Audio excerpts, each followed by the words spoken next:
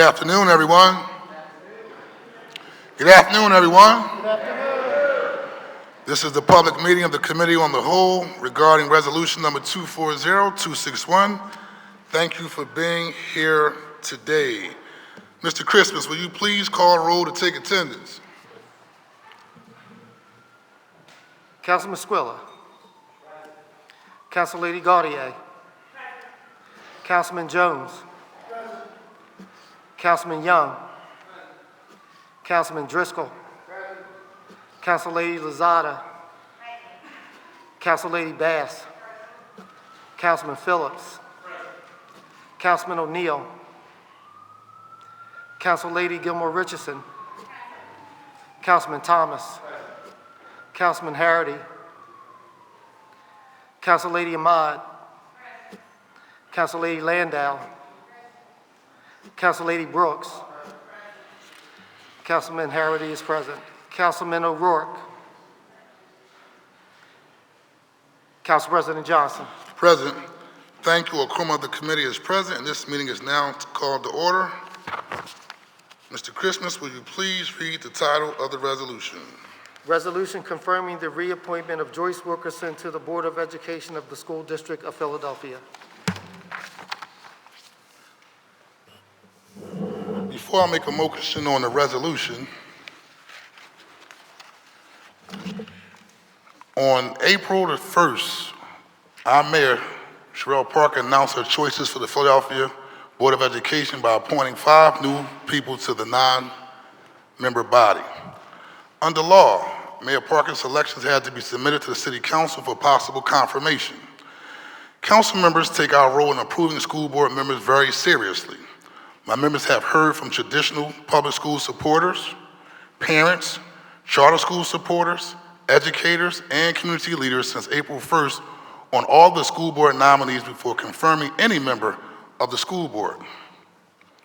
Philadelphia City Council last week approved the appointments of Crystal Cubbage, Sarah Ashley Andrews, Joan Stern, Reginald Streeter, Wanda Navalas, Whitney Jones, Cha Wing Lamb, and Cheryl Harper to the Board of Education of the School District of Philadelphia.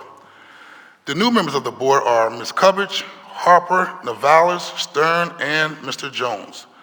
The 3 people reappointed to the board and confirmed by council are current board chairman Streeter, Ms. Andrews, and Lamb. Council members are looking forward to the confirmed board members taking office on May the 1st to start 4-year terms. The Board of Education is the governing body responsible for overseeing all policies and budgetary decisions of the School District of Philadelphia. It also serves as the authorizer for all charter schools in Philadelphia. The board comprises 9 board members who are appointed by the mayor and confirmed by City Council. The members of Philadelphia City Council, the majority, have had serious concerns over the nomination of Joyce Wilkerson to the Board of Education since it was announced several weeks ago.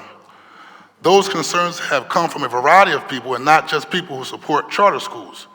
The narrative being portrayed in the media that charter school supporters were the only ones against Ms. Wilkerson's nomination is false.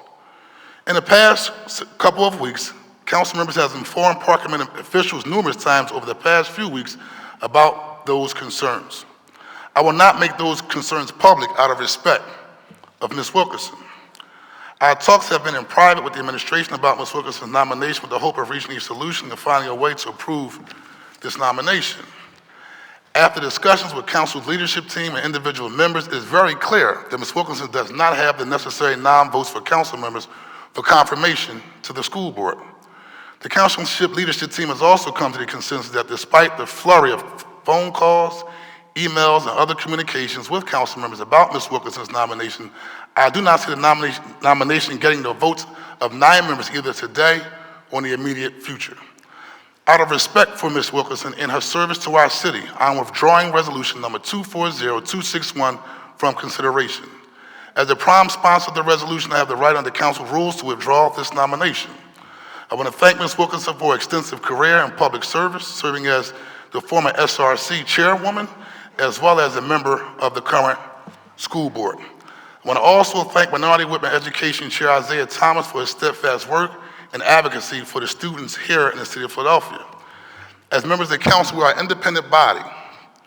and we have taken our due diligence and our opportunity to review all pieces of legislation that come to this body for confirmation, as well as the current nominations that were in front of us for review. We are looking forward to receiving a name of a new nominee for the School Board of Philadelphia from the Park administration as soon as possible. We will continue working with the mayor's administration to make sure that all young people and all students in the city of Philadelphia receive a quality education. At this time, the chair recognizes Councilmember Gilmore Richardson for a motion on resolution number 240261.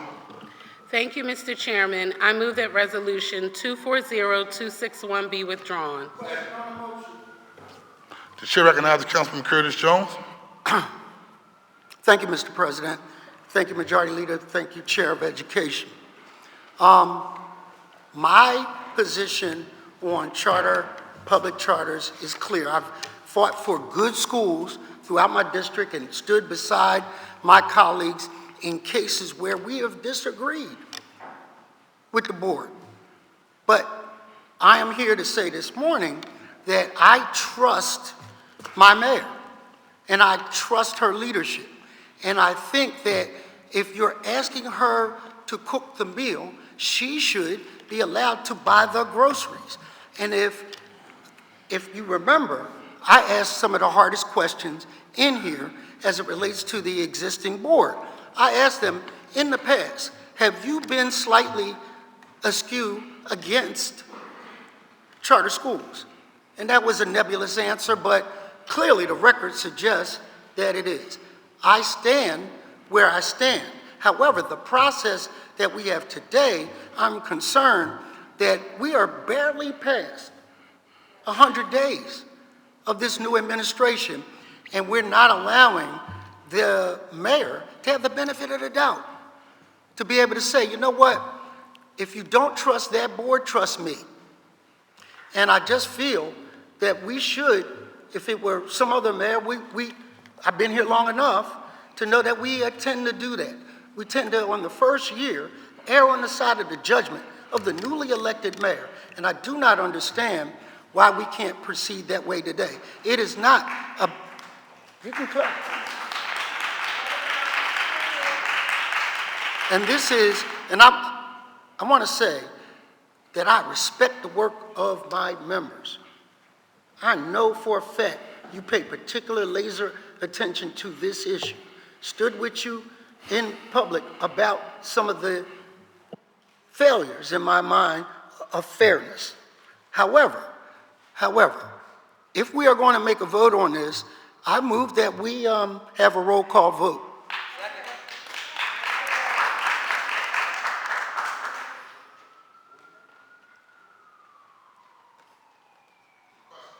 There's a question on the floor.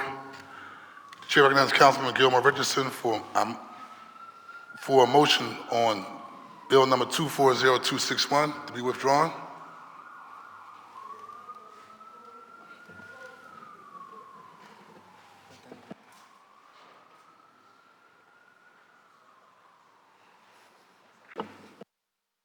Is there a second for a roll call vote? All those in favor signify by saying aye. Nays?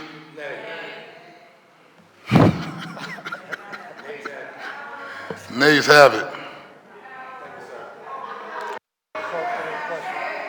Call for the question. Chair recognizes Councilman Catherine Gilmore Richardson. Thank you, Mr. Chairman. I move that resolution 240261 be withdrawn. All those in favor would signify by saying aye. Aye. Those opposed? 2 nays, Councilman Curtis Jones, Councilmember Jeffrey J. Young. The chair notes that Councilmember Thomas seconds the motion. It has been moved and properly seconded that resolution number 240261 be withdrawn. This concludes the meeting of the Committee of the Whole to consider resolution number 240261. We will now proceed to our public hearing on the city's fiscal 2025 operating and capital budgets. I want to thank you everyone for your attention. Thank you.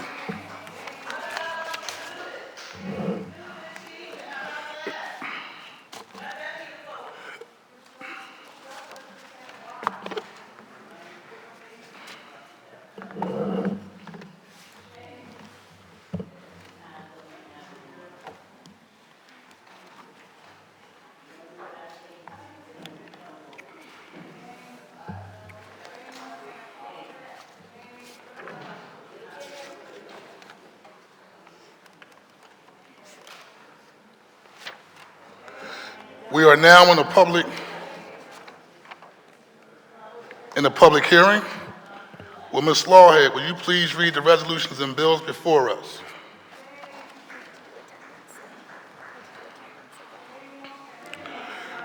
Before we move forward, Ms. Lawhead, will you confirm a quorum is present? Councilmember Squilla. Councilmember Gautier. Councilmember Jones. Councilmember Young. Councilmember Driscoll. Councilmember Lozada. Councilmember Bass. Councilmember Phillips. Councilmember O'Neill. Councilmember Gilmore Richardson. Councilmember Thomas. Councilmember Harity. Councilmember Ahmad. Councilmember Landau. Councilmember Brooks. Councilmember O'Rourke. Council President Johnson. Present. Thank you. A quorum of the committee is present, and this meeting is now called to order. Ms. Lawhead, will you please read the title of the resolutions and bills before us today? Bill number 240179, an ordinance to adopt the operating budget for fiscal year 2025. Bill number 240180, an ordinance amending Chapter 19-1800 of the Philadelphia Code entitled School Tax Authorization to provide for an increase in the tax that the Board of Education of the School District of Philadelphia is authorized to impose on real estate, and amending Chapter 19-1300 entitled Real Estate Taxes to establish an equivalent reduction in the tax rate for the city real estate tax, and making technical changes all under certain terms and conditions. Bill number 240181, an ordinance to adopt a fiscal year 2025 capital budget. Bill number 240182, an ordinance to adopt a capital program for the 6th fiscal year 2025 through 2030 inclusive. Resolution number 240193, providing for the approval by the Council of the City of Philadelphia of a revised 5-year financial plan for the City of Philadelphia covering fiscal years 2025 through 2029 and incorporating revisions with respect to fiscal year 2024, which is to be submitted by the mayor to the Pennsylvania Intergovernmental Cooperation Authority pursuant to an intergovernmental cooperation agreement by and between the city and the authority. Ms. Lawhead, will you please call the first witness for public testimony? The first person to testify from the administration is James Aros Jr., Chief Assessment Officer.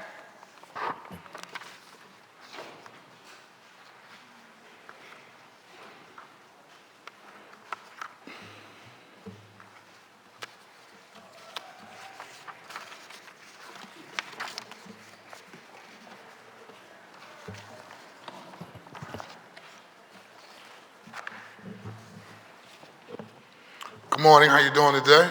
Good afternoon, Council President. How are you? I'm doing excellent. Just state your name and title for the record, and please begin your testimony. Thank you.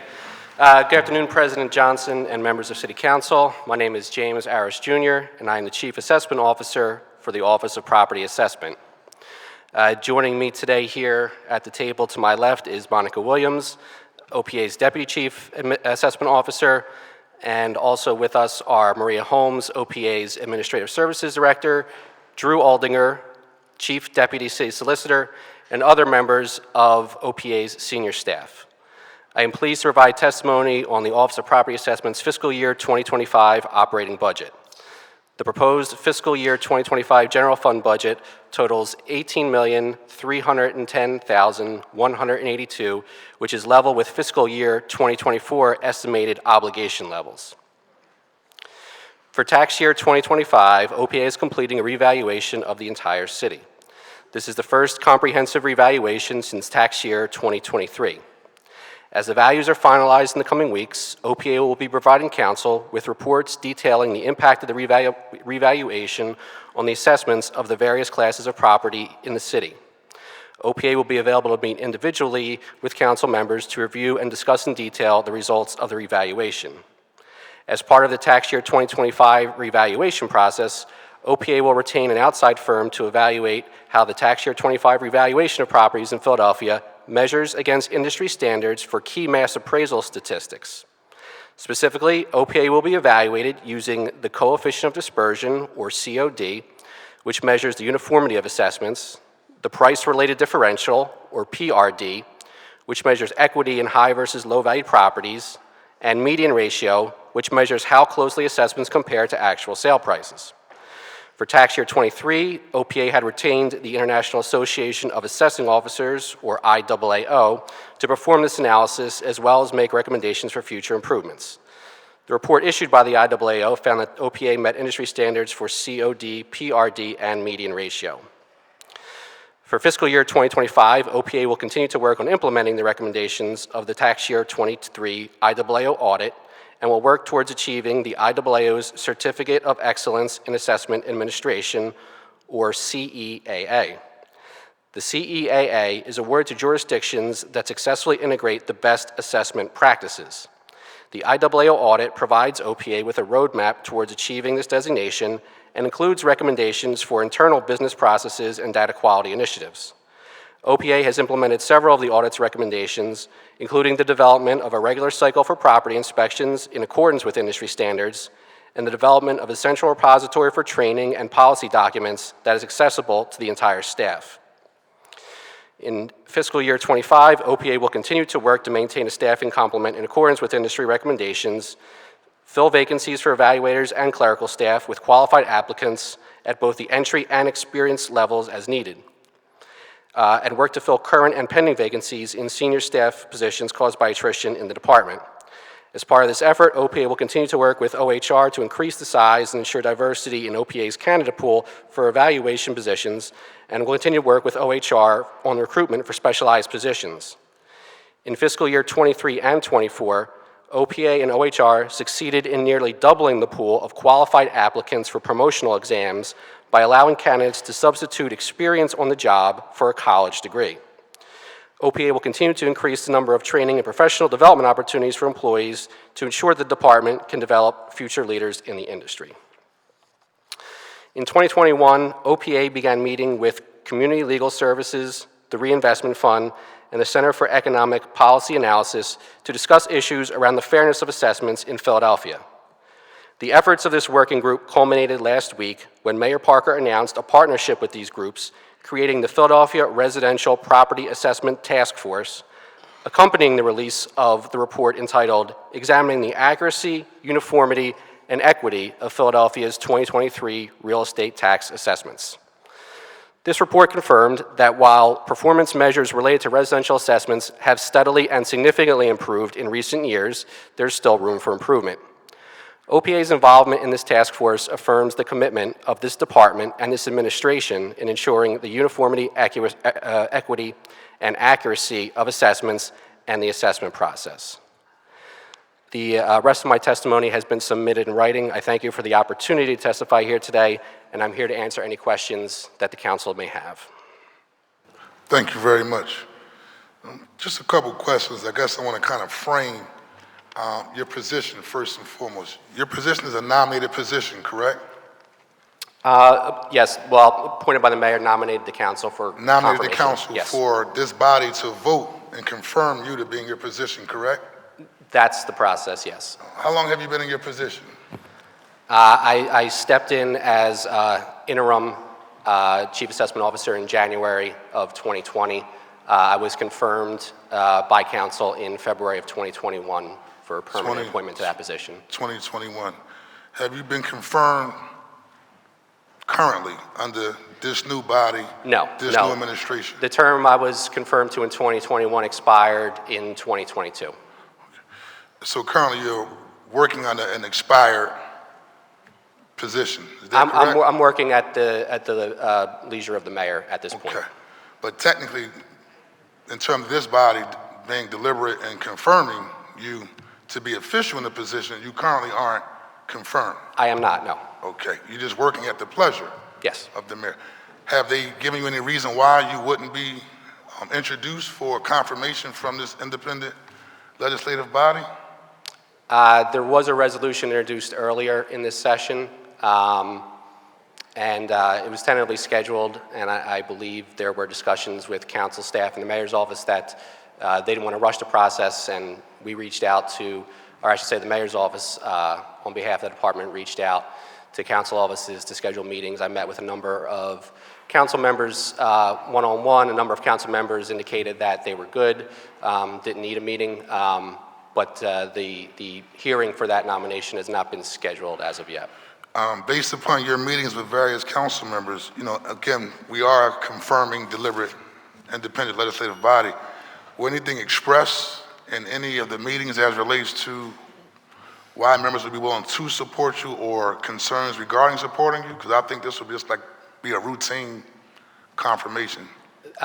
In none of the, nothing in the conversations that I had one-on-one with folks was there any hesitancy or reluctance indicated to me as to wanting to move forward with confirmation. They were all good conversations, and if there wasn't a verbal, notice of support at the end of that, it was certainly a positive outcome. But I have not been, there's no indication that's been given to me by any specific council member as to why they would be opposed to the nomination. Okay, and just the last thing, and I just want to go on the record just so individuals can understand the context and how we're conducting this hearing. And just the last part, any idea of how soon the official resolution will come so we can confirm you? Any idea when that will be taking place? I would defer to somebody on the mayor's legislative team. That's not something I'm. But we pay grade? Okay. I'm not. I don't have that ability to say what date to put it on. So. Just wanted to get an idea. That's all. Just for the record, because Sure.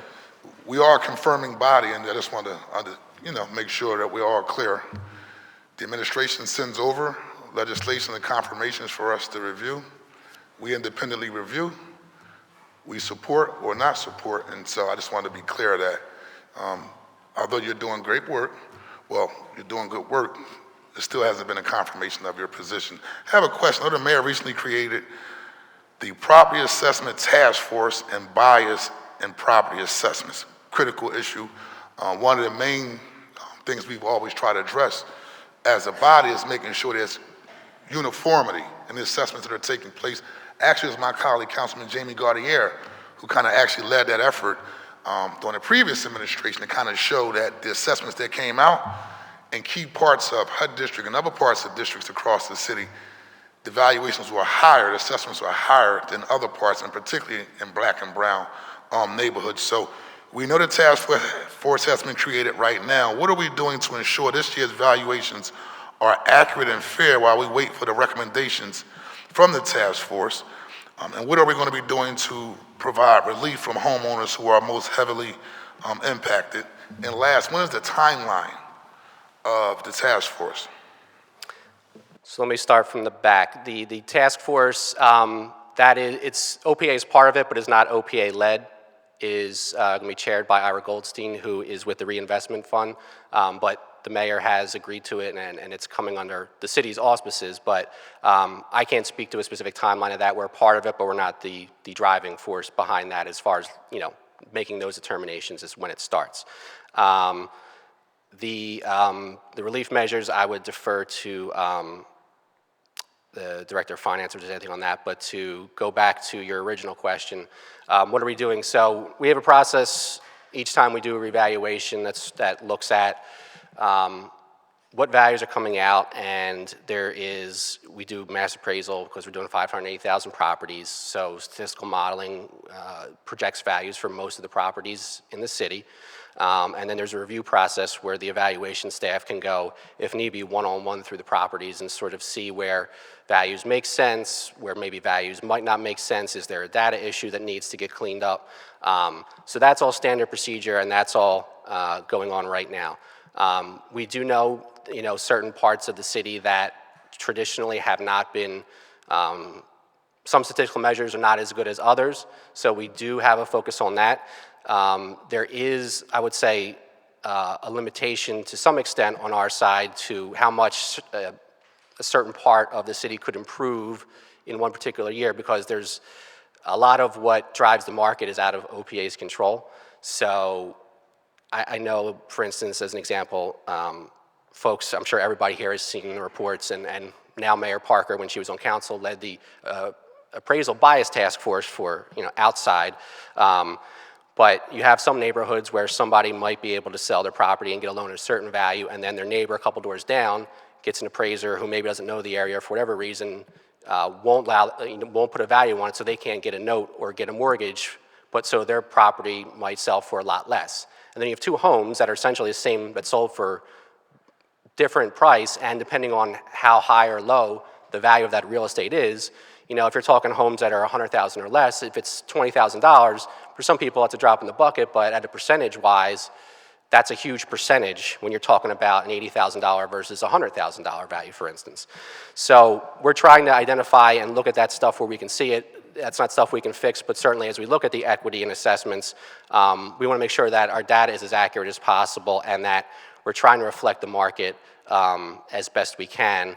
And you know, in some areas it's easier than others, and also the diversity in the housing stock in certain areas makes it more difficult. If you have blocks and blocks of homes in the same condition, same age, same style, that sell for relatively the same amount of prices, it makes it a lot easier to put an assessment on that property than when the market maybe doesn't reflect quite, or the market I should say is a little more sporadic. And certain parts of the city, you know, we want to have anywhere, but you want a certain number of observations or sales to be able to feel confident in the value. And areas where there are more sales, the model will have a higher level of confidence because there's repeated observations that help drive the confidence. In other areas, we still have to evaluate it, but if there aren't as many sales, there is you know, potentially a lower level of confidence that we would have in the value because there's not as many transactions. And last question, walk me through the timeline for the tax year FY25. Give me an idea about the evaluation process, reevaluation process, when the notices are going to be going out, and probably, Councilman Squilla is probably the number one issue, how we're addressing first level reviews, when they're going to go out, how many have we completed thus far, to kind of give people some reprieve in terms of how we're going into the new year. All right, let me break that up and keep me honest if I forget something. Timeline For 25 is we're in the final stages of our quality control review now. Timeline-wise, we expect to have finalized values in the next few weeks before the end of May, certainly, which, as I mentioned in my testimony, you know, they'll be with the administration, they'll be with council, and you know, we'll give council, you know, some basic information, then more detailed information as needed, and also be available. It's not something we've done in a post-pandemic world, but for those folks that have been on council for a while, we used to have an opportunity where we would take a couple-hour block and just kind of come over here and let folks walk in and out as they could, or set up individual meetings to talk about what it may look like in their district, and we're going to be available for that, you know, certainly this time around. Notice mailing is likely to be early June. Early June? Yes. With in mind that we certainly want to be able to give both the mayor's office and council some time ahead of the mailing to digest the information before we put that out there. I know last time around, it was within a very short period of time, like notices hit the web at the day of some stuff, and we want to have some time, you know, in between then, so that way we can have any conversations or discussions prior to the notices hitting the street. I believe that covers the 25 timeline for the most part, but for the FLRs, that FLR goes out with the assessment notice.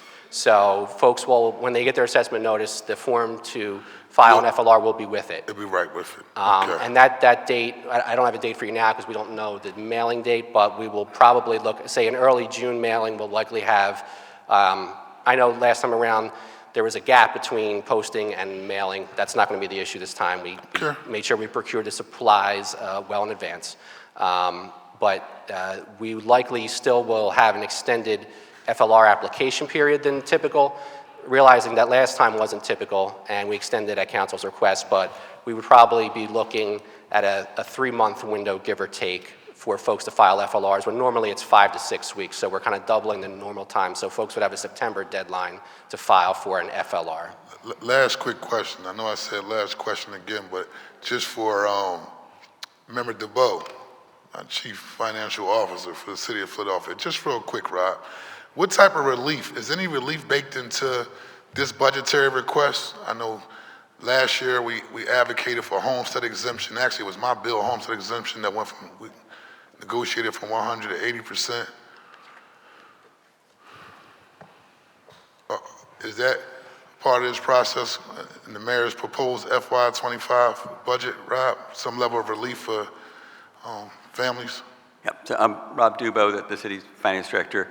As I think everyone in the body knows, we have an extensive package of relief programs. You talked about the homestead, we have LOOP, we have Senior Freeze, but we are committed to talking about additional relief as part of this process. Okay, and who knows, based upon what's been used in the past, right, and not used, we'll kind of still get to evaluate from that aspect, just making sure there's some level of relief, so. Correct, yep. Thank you, Rob. The chair recognizes Councilman Jamie Gaudier. First of all, Council President, I have a bill for that. So I'm hopeful we can consider it favorably. Okay. Good afternoon. Good afternoon. Thank you so much for referencing the reinvestment fund report. The report quantifiably verifies something that I've seen since 2022, and I'm sure I'm not the only one in this body that has seen this, which is that OPA's practices and assessments led to a racial and economic bias in the 2023 reassessment, which led to a higher tax burden on lower and moderate income homeowners. And while data quality is improving overall across the city, my district is one that includes many predominantly Black areas with higher assessment ratios, more variability, and considerable regressivity. And even before we saw the results of the report, what was proven was being borne out in terms of calls to our office. We received hundreds of calls from families in our community who were struggling with paying their tax bill after the 2023 reassessment. And I'm appreciative that the task force has been put together. I look forward to see what changes we're going to make, because when we're talking about a racial and economic bias in our property tax assessment process, what we're really talking about is displacing our residents. We're talking about the city displacing our own residents, which is an outcome that I don't think we want, and I don't think we desire. And so I am very challenged by how we would go forward with 2025 assessments this spring and summer when this task force hasn't even convened. We don't know what we're going to do differently. Why in the world would we, and we're very far behind on appeals from the last reassessment process. How in the world are we equipped to reassess again for 2025, given all that we know about the inequity and the unfairness present within our model? So a couple things there. I would say that, as I said in my testimony, the report indicated there is still parts of the city where there is progress that needs to be made, but it also recognized that there has been steady progress with each reassessment as we've gone on. So I think the idea of doing a reassessment, since we've seen progress with each reassessment, that would, those numbers will improve with the one that we're currently working on. What they look like in the end, I won't speculate as to now, but as we were with 23 and with 25, OPA was willing to open the books and provide all the information and say, we know we're not the ones that aren't going to look through that lens, but we'll help you do it, and you can write a report and come to whatever conclusions that you can come up with. I'd also say that the report itself has a number of recommendations. One of them was not pausing reassessments, so I think, and I don't want to speak for them because I don't know that this is explicitly said in the report, I think they recognize progress in that one of the ways to keep the ball rolling is to keep doing revaluations as we're able to. And one reason why you would not want to pause a revaluation is that as the market changes and moves, some of those inequities could potentially be exacerbated and made larger. And if there's a revaluation could make it more equitable, now you're having somebody that maybe is in a portion where they say, hey, it's not as equitable as it should be, they have to keep waiting longer for the chance of an equitable reassessment. And that's not to say that, the next revaluation will fix every problem or solve every issue that may be associated with it, but you have to keep moving forward, and I think that's kind of where we are now. There are processes that were reflected for the first time in the 2023 revaluation that we instituted several years prior to that, such as our dedicated sales validation unit and some data collection processes that we improved. It's not like that would just be a one-time benefit to the process. So when we do sales validation, it's year after year after year. And when we do a reassessment for a city the size of Philadelphia, we need usually at least 5 to 6 years of observation citywide to have a level of comfortability with the model that it's going to be reliable enough. So when we started the sales validation unit as a result of the recommendations that came from the council 2019 audit and another audit that we had commissioned at the time, that was implemented and we saw some of those results as the numbers improved for 2023, but some of the older sales done in a different way were still in there. As we've gotten forward, those older years age out and we have more data and more sales done under what is kind of universally recognized as a better process than it was before. So that right there, it's doing things the same way, but because there's more of the new data, if you want to call it that, it should improve the valuation process and improve the values. Is that going to fix everything? Maybe not, but I think moving forward, we're going to have continuous improvement, and there's not necessarily a time where we could stop and say, okay, everything is fixed, we can do them now. I think it has to be a continuous cycle, keeping mindful that there may be issues that we want to try to catch in certain parts of the city. I appreciate that the reinvestment fund didn't make the recommendation to pause. They're great partners. I respect their expertise and all the hard work they put into research and data analysis, but they don't run the city. And so we've known for a very long time that these racial biases are present in the property assessment process. It's a long-standing issue that recently as 2 years ago with the last assessment popped up all over the city. In my district, people's assessment went up on average by 50%. In neighborhoods across the city, we're seeing numbers like 200% or 300%. And the report quantified that we have a big problem. And if we keep piling on top of it, we're putting people's generational wealth at risk, and we're putting family stability at risk in the midst of a housing crisis. And so while I appreciate that the report was undertaken after much advocacy from council, while I appreciate that the task force will be moving forward soon, going ahead with another reassessment process before we even have understand how we're changing our process makes me question the seriousness of tackling this issue, and also I find it incongruent with the goal of economic opportunity for all. Thank you. Thank you. Thank you so much, Councilmember Gaudier. The chair now recognizes Councilmember Jones. Thank you, Madam Chair.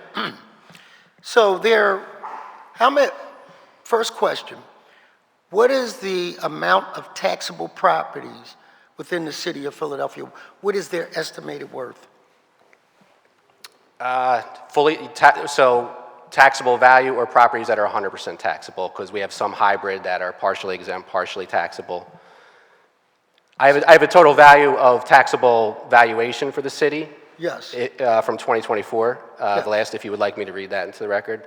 But that's not just properties that are 100% taxable, that includes properties that have a portion of an exemption. So portion, half, all, what is it worth? Sure, I have those numbers. Second question I have is that, did I understand Member Gaudier's question that there is a study to show what the impacts are on low income or Black and brown communities and this valuation that we do and how it's impacting these neighborhoods?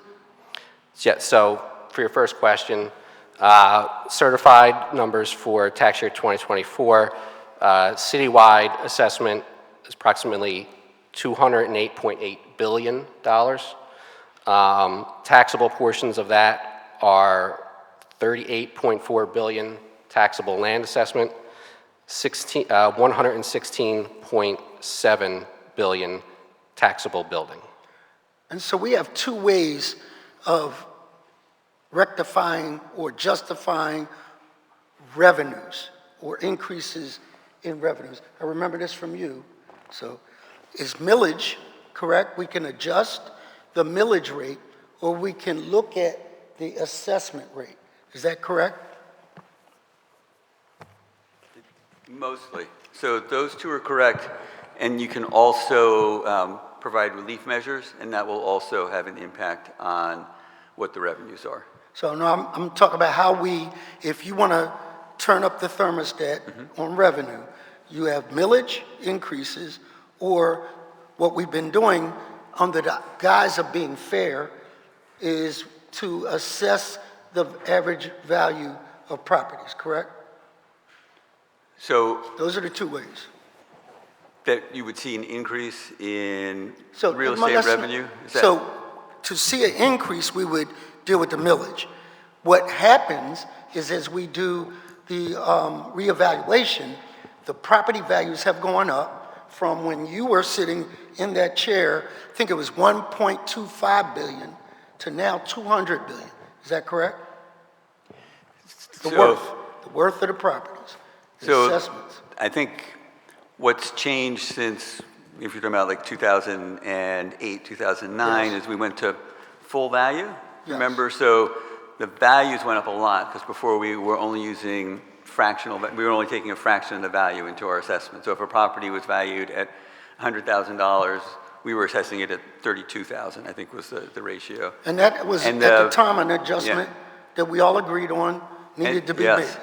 And then the millage rate came down. So looking at the assessed value back then compared to now doesn't really give you a sense of what it meant for revenue because we lowered the millage rate to compensate for So the first to the increase. second part, has there been an assessment that shows how these valuations, how these millage adjustments impact districts like the third district? So, not millage adjustments. There was a study on assessments that was released on Friday that And what did we it can, say? if you need it, if you haven't had a chance to read it, we can certainly, get it over to you. It said, as I've said previously, the report said that as we've been doing reassessments, all measures have gotten better and better over the years, but their conclusion was there were certain inequities in certain parts of the city. It was an independent study. We provided data, we worked with them, but, they were, had the So freedom there are to draw the certain wrong conclusions. neighborhoods that have been impacted negatively, not by choice, by design, but by virtue of the assessments, negatively. Is that right? That was their conclusion. And what were the top 5 neighborhoods? I don't have that in front of me, but we can certainly get that data to you. So I'm sure my colleague knows. Is in there? Okay. So there is a thing called disparate impact. That means not by your design that this has a negative impact on black and brown people, but by the fact that it does, that we need to take a look at it. And so if you did a study that says in the third district, which is predominantly in those areas, black and brown, or the fourth district or the fifth, that we should pause and take a look at why. What are we doing wrong, right, or what needs to change so that there is not a unfair, proportionate impact on these communities? And is there a plan to take a look at that? So let me back up. So again, it was not OPA that did the study. We assisted with it as far as data, working with them. So the conclusions that were drawn, we're not debating it, but they're not OPA's conclusions either. So it was a completely independent study, just so that's on the record. But there were obviously a number of things in the report that we would, agree with, or there were some things from a perspective of things that we could do differently citywide that we, I think there's about 6 recommendations specifically. Such as? One of them was create this task force. And the mayor said, absolutely, let's do it, and boom. So that was right off the start. There are some other recommendations about when we complete the assessments, about publishing certain data sets or results of the model in a different way than we have before. So we're taking that into consideration, and that's something we're looking at possibly doing for 2025. There was also there was one or two specifically that we would disagree with or we felt would not be legal for OPA to do. But I think for the most part, most of the recommendations are stuff that we would be on board with, and we think it makes sense. So my final point on this, Madam Chair, is if there are neighborhoods that are also undervalued, because you said that we aren't having enough sales in a community like maybe Winfield, then that sends a signal to speculators that are far away as New York to come in and say, this neighborhood right here is primed to buy and then gentrify. And that's what we have to avoid, that assessment puts all of us on equal playing field. So that if I want to keep my property and go to the bank, I have value. If I want to hold on to my property and these folk that come in neighborhoods passing out literatures, sell your home quickly, that doesn't happen. We depend on you for that. I would just add that one of the things the report said is that each valuation has gotten better and more accurate, so that when we do them, we're actually getting closer to what you're asking about, not further away. Thank you, Madam Chair. Thank you. Thank you so much, Councilmember Jones. The chair now recognizes Councilmember Ahmad. Thank you, Madam Chair. Good afternoon. Good afternoon. Thank you for, this is complicated matters, and so I'm going to take it as slowly as possible so that I know what I'm saying. I wanted to know more about the CAMA consultant. What have the CAMA consultant you have? Yes. I think for $200,000. What have they accomplished so far, and what infrastructure in terms of both staff capacity and technology do we need to be able to do this work in-house, or do we always need to be contracting out for this? So at this point, we do see it as an outside contracting. So right now, it's that work is being done under the original agreement with the vendor from our implementation phase into now. The intention is to break that away from the vendor and just have an independent consultant that will deal directly with us, because there's a lot of stuff that it takes a lot of technical skill, and we would certainly hope to be able to bring that on board into a city position at some point. We don't know that that's feasible just yet, but for that position, we get a certain amount of service from the vendor now that we're further out from implementation, but there is a lot of testing, bug reporting, QC, or adjustments that we have to do on our own side, and it really requires someone with a high level of expertise that can really just be focused directly on that. And so that's where that CAMA consultant position comes into play. So they'll be assisting you going forward in this next round that you are planning to do? Well, we have that work being done now through our original contract with the CAMA vendor that we selected. But as we move forward and into the future, as long as we think we need it, they will be. Our intent is to make that a separate RFP and separate that out, so that way we can just have that without having it under the auspices of the CAMA vendor. And the reason I ask is, as you know, there are significant inconsistencies in how assessments. We've all been talking about it. One of the things about the property valuation swings have been a significant complaint from all property owners, both commercial and residential. So we did a lot of investment in AVI and all of that. Do we now have automated systems that can flag any value swing greater than, say, 10% in some community? And is there an internal flag that pops up for you? And maybe CAMA is helping you with that. And the idea is to highlight and self-correct for these outliers, and then we can actually assess and have those values done properly. And I think this actually alludes to the racial bias we are seeing, because we have these, suddenly one property that gets swooped up, and that appreciates much more, and then the rest are just where they were. So those outliers is what I'm really interested in, and I think it really points to this disparity we're seeing.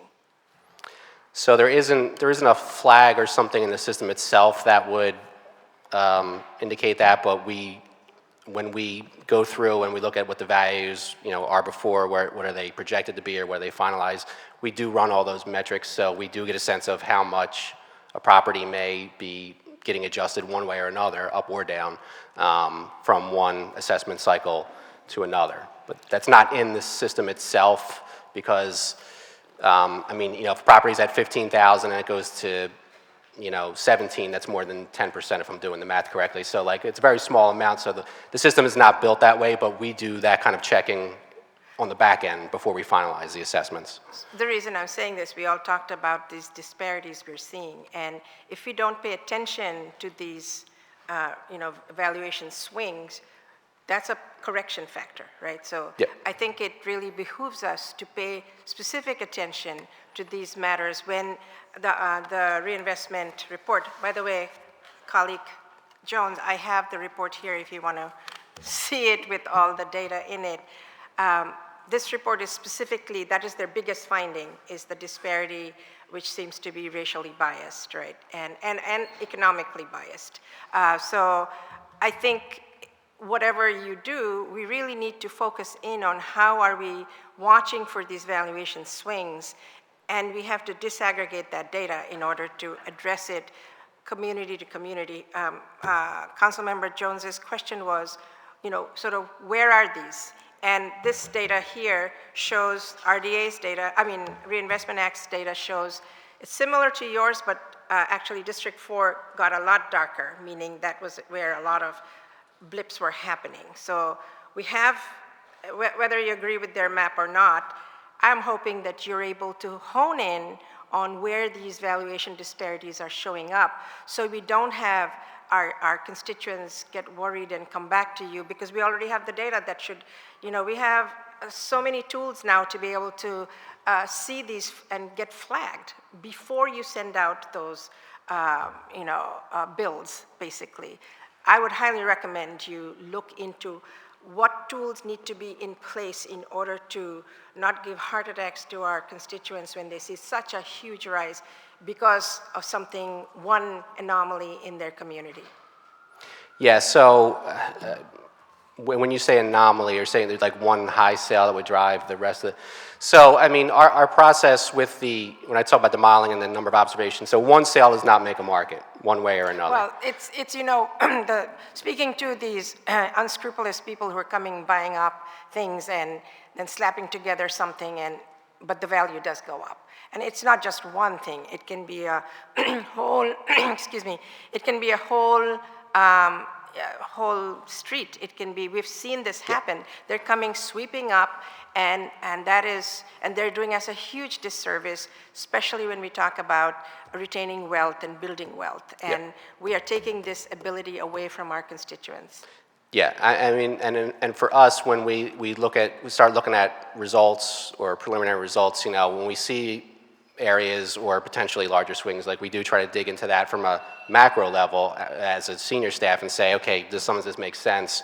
Are we finding sales that match up with this? And then at the micro level, the evaluation staff themselves can see any one individual property, the value before and after, and flag that themselves, or look at it that way and say, okay, well, I know my area, I don't know that this number quite makes sense, let me dig a little deeper and look into that. So there's two kind of ways we do look at that ahead of time before the assessments are released. So I'm just saying, let's formalize that. I don't know what the recommendations you are enacting out of this report, or I guess you have a new body that's going to look at that. But let's not be anecdotal about this. Let's be data-driven around this and say, this is how many things happened, this is what the blips we saw, this is what we did, and that's the transparency. We saw this, we did this, this is the impact. And and our constituents can see it for themselves. They don't need to do anything. They can see this has parity, this does not, right? So we need to have that level of transparency if we're, asking people to up their, what taxes they pay based on their values. So that would be my specific recommendation. I'd like to see how you actually roll that out. Yeah, Thank you, for Madam that. Chair. Yeah. Thank you. Thank you, Councilmember Ahmad. The chair now recognizes Councilmember Landau. Thank you very much, Majority Leader. Good afternoon. Good afternoon. When will the data on which the 2025 assessments are based be released to the public? And in particular, when will the data for individual properties be released to the public so that the people can see their new valuations even before they get an official notice of valuation?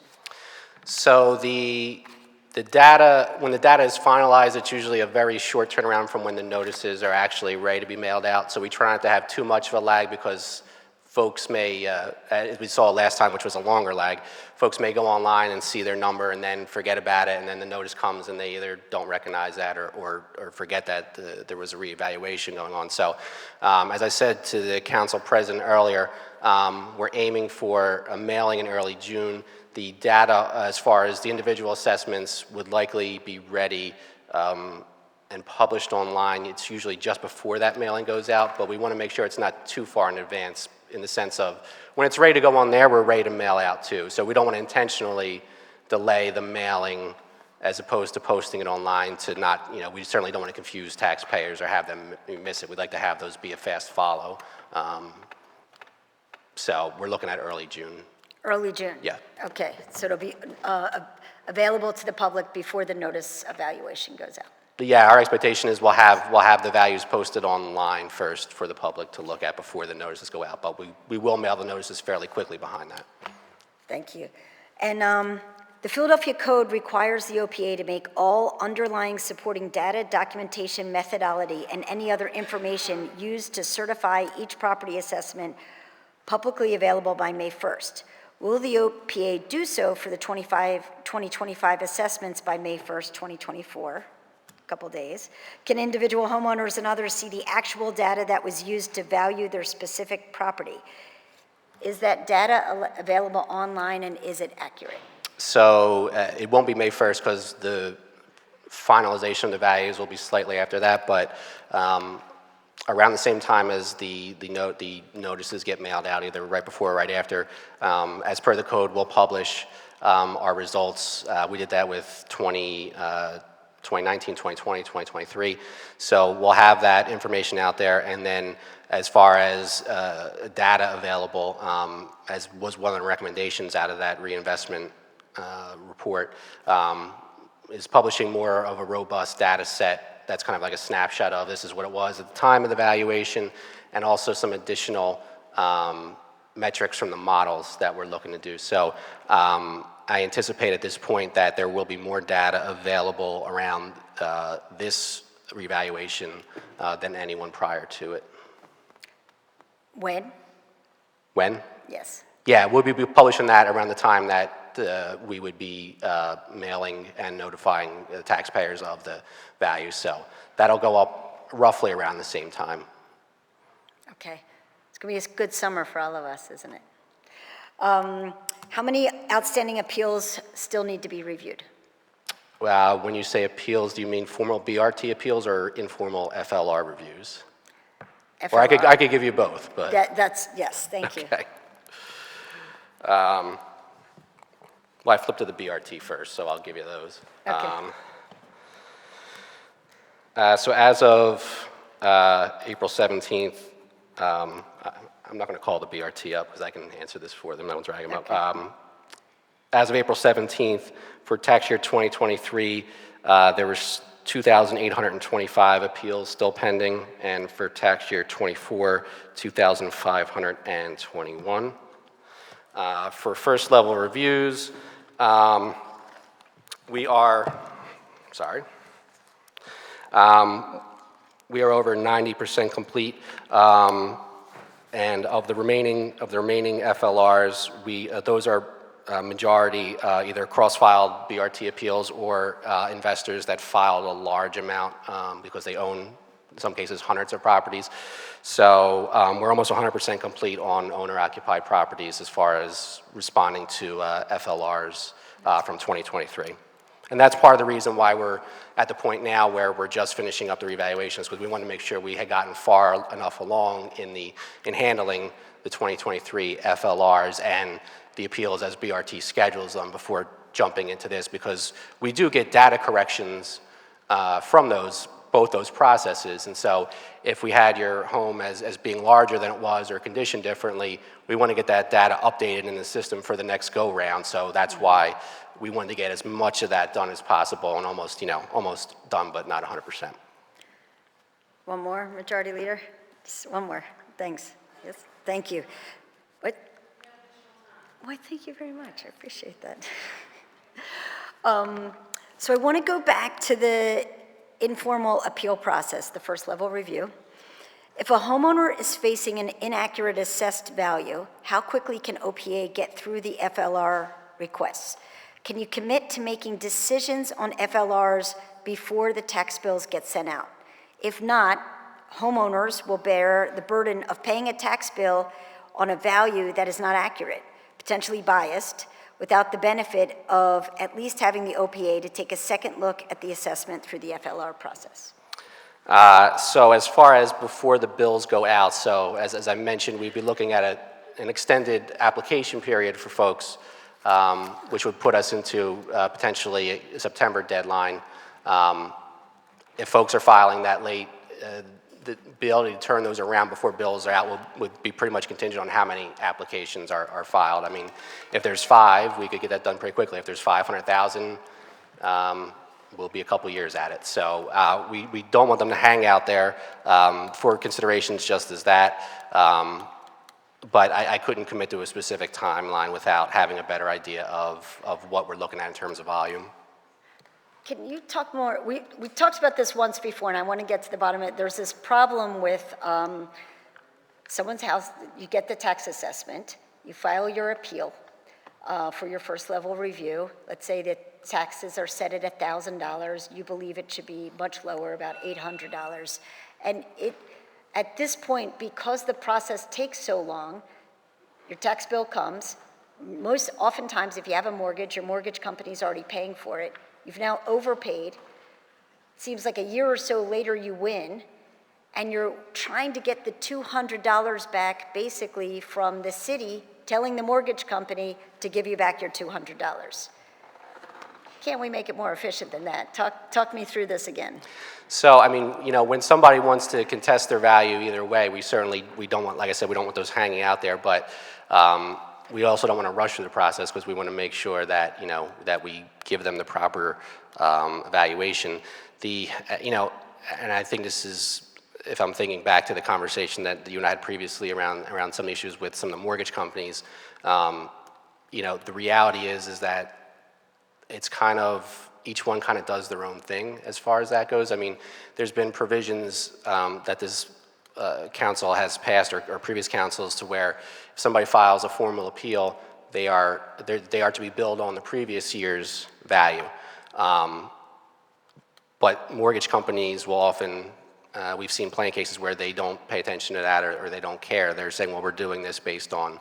So the city is trying to be, accommodating for that, and for legislation that is passed by council, right. But there is no enforcement piece on the city side to say, well, you should only bill them for this and their escrow should be that. And there is a definite disconnect. And some companies are more accommodating than others. When you reach out and say, hey, this person has an appeal on file, their tax bill is only this, you should evaluate this.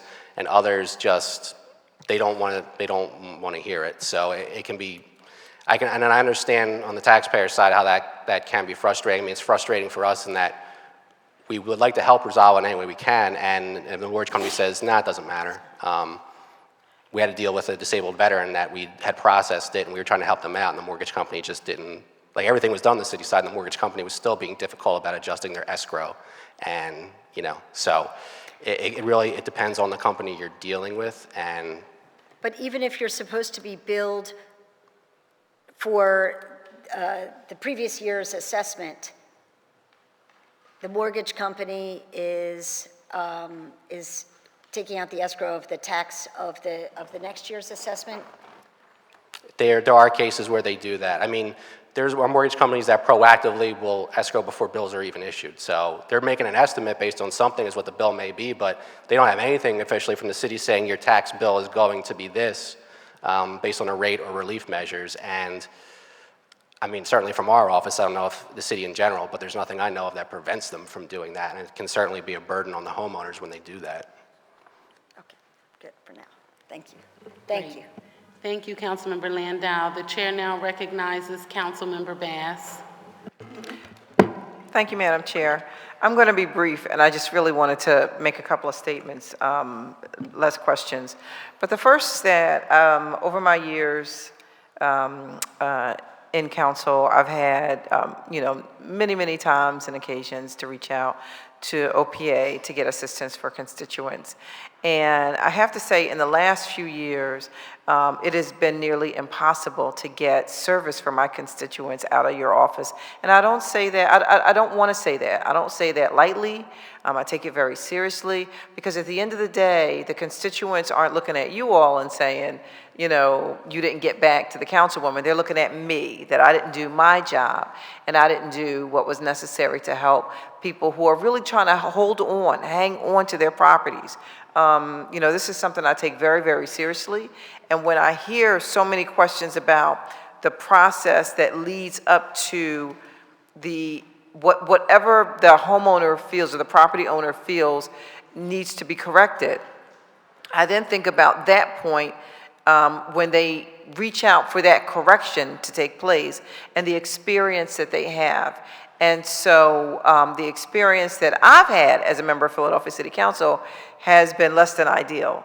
I'm going to keep it 100%. I really thank God for Carla Pagan and BRT staff, because that's who we have to call to get responses, because we just can't seem to get the service that we need out of OPA. And so I don't say that to be in some sort of attack mode. I'm really just hopeful that you will hear what I'm saying, and that really the improvement comes for OPA. So much of what's been said here today has really been around trying to make sure that we protect those who are particularly marginalized, who aren't as savvy, maybe, let's say, who don't feel like they have an ability to really fight an unfair assessment, who don't know, besides their council person, who to call, what to do. Filling out that form may be challenging, it may be intimidating, and I really don't hear from you all how you can make it better for them, how you can do things better, how you can reach them. I'm just really not hearing that. And the last thing I want to say specifically was there was a case that I reached out to you on several occasions about a constituent who was told that she would get the homestead exemption, purchased her home, and then it was yanked from under her saying, well, you don't qualify for the homestead, even though she had in writing something from us that said, you qualify for a homestead exemption. She budgeted her monthly budget based on that. And now without that exemption, she was several $100s more per month in a payment that she was, happy to make her home purchase, but at the same time now worried, will I be able to keep my home? Because if there are other increases, what's going to happen to me then? And I can't get OPA on the phone to help me to understand that, they sent me paperwork saying I have a homestead exemption. So, listen, this is not something that I think you take lightly. It's certainly not something that council takes lightly, but it's something that we need to do better on, just across the board. If there are resources that are needed from council, please let us know. Please let us know how we can be helpful to you, but it has to be better because we have to be able to serve our constituents. So, thank you. Yes, so just to follow up on that, I mean, I think one of the things that we felt worked well in the last evaluation cycle was partnering where we could with council or with other elected officials in your districts to do these small workshop sessions where folks come in. I did a number of them in your district and got a lot of good feedback. I did most of my work out of Senator Haywood's office. So, and you know, I'd heard that from other people in other districts. It seemed like that process went really well, and we would certainly love to put together a plan to mimic that as best we can this time around. Not to say that's the only thing we're looking to do, but that was a lot of like personal one-on-one time where we use OPA and revenue. So if your question was more revenue-based, somebody there could speak to that, or if it was walk me through how I fill out this application, which we did with a number of constituents, we're happy to help with that. And I would say, as you're talking about larger issues of not getting response from OPA, you're more than welcome, anybody from your office, if they're running these issues, to run those up the chain, you know, to me. The particular incident that you had referenced before, yeah, I understand, you know, the taxpayer, there was a glitch where it said they did have a homestead. They recently purchased the property, and the amount on the notice said 0, but it said, yes, you have one. And I think as I responded to you in writing, there was an error with some of the notices, and that revenue was handling that. It was passed on to them as they handle the homestead program, not us. But that we also identified how that happened last time, and this time around, the process, especially with Revenue's new system, which they've implemented since, that will be different to where that's not going to happen this time around. Well, I hear you. So a couple of things. The first is that I'm not Senator Haywood, as you know. No, I'm just giving you an example of I know. work. I love Senator Haywood. We do a lot in the district myself, yes. Yes, we do a lot of work together. But, you know, the point I want to make is that the broader the outreach, the more people that you'll reach. We do tons of events in my district. I would love to have you all come out and to table at some of our events, you know, talk to people. I had a constituent last summer at our event in Vernon Park, our Oldies in the Park, and we had the homestead exemption paperwork out. And she came over to me and she said, is this some kind of scam? You know, I don't believe it. I don't know anything about it. I've never heard of it. And I assured her, you know, it was not, you know, any scam of any sort, and that this was something that was going to greatly help her. But it would have been great to have you guys out there. And so I'll make sure that my office does the outreach to get you at some of our activities so that people can connect with you all. Absolutely. We have a dedicated community outreach coordinator at our office. If you don't have her information, we can certainly connect anybody from your office with her. But there's a lot of us that go out and do these events. We were out at the budget meeting, Mayor Parker's meeting on Saturday. We'll be at the rest of them throughout the city, represented there. And as events pop up in the districts, if there's the chance to have OPA there, we'll make every effort to get there. And, you know, from just your one story, I mean, I've run into cases where people could basically have their tax bill eliminated by filing for a homestead, and the response that I get is, well, the city doesn't need to know my business. And it's like, that's not how it's working. But so if they hear it from multiple entities, maybe they'll kind of feel more comfortable going ahead and doing that, because that's a lot of benefit to not take advantage of. And so, yeah, we would certainly be happy to help reinforce that and participate in any events that you want to have us at. Well, that would be great. And as one last thing, saying that you just mentioned that you went out Saturday to Mayor Parker's activity, and there's also another activity this evening in which City Council will be holding a budget town hall at West Philadelphia High School that Councilwoman Gauthier is hosting. And so these are the kind of questions that we will get. You know, people will come to the front, and it will be great to say, OPA is here. You can go see someone from OPA there, right there, you know, and you can connect with them. So just, I think that interaction, connection is very important. Thank you. Thank you. Thank you. Thank you, Councilmember Bass. The chair now recognizes Councilmember O'Rourke. Thank you, Madam Chair, and good afternoon, OPA. Good afternoon. Like many folks in this room, or those who have already spoken across the city, I'm concerned about the systemic racial inequities in property assessments throughout Philadelphia. But I wanted to focus my questions today on what we're doing as a city to dismantle the inequities and to keep Philadelphians in their homes. Can you speak to other comparable cities? What have our peer cities done to prevent or to rectify racial inequities in property assessments? And what are you doing to learn from their efforts? So I would say that the concept of that is still pretty new. in a lot of jurisdictions. And a lot of jurisdictions sort of run into the issue that we do where there's an issue like that out there, but we, because of certain provisions around our licensing and everything, we can't look through it at that lens or do that analysis, but we have to kind of work with somebody and then, accept their results and see where we can go from there. It really varies by state to state or jurisdiction to jurisdiction because state law can greatly dictate what an assessment office can or can't do. There are some states that will cap any increase of an assessment at a certain percentage. Pennsylvania, we can't do that because of the uniformity clause in the Constitution. We can assess it as it is, and then programs like Loop can make part of that assessment exempt, for example, but we can't cap a assessment at 3%, let's just say, like some states can.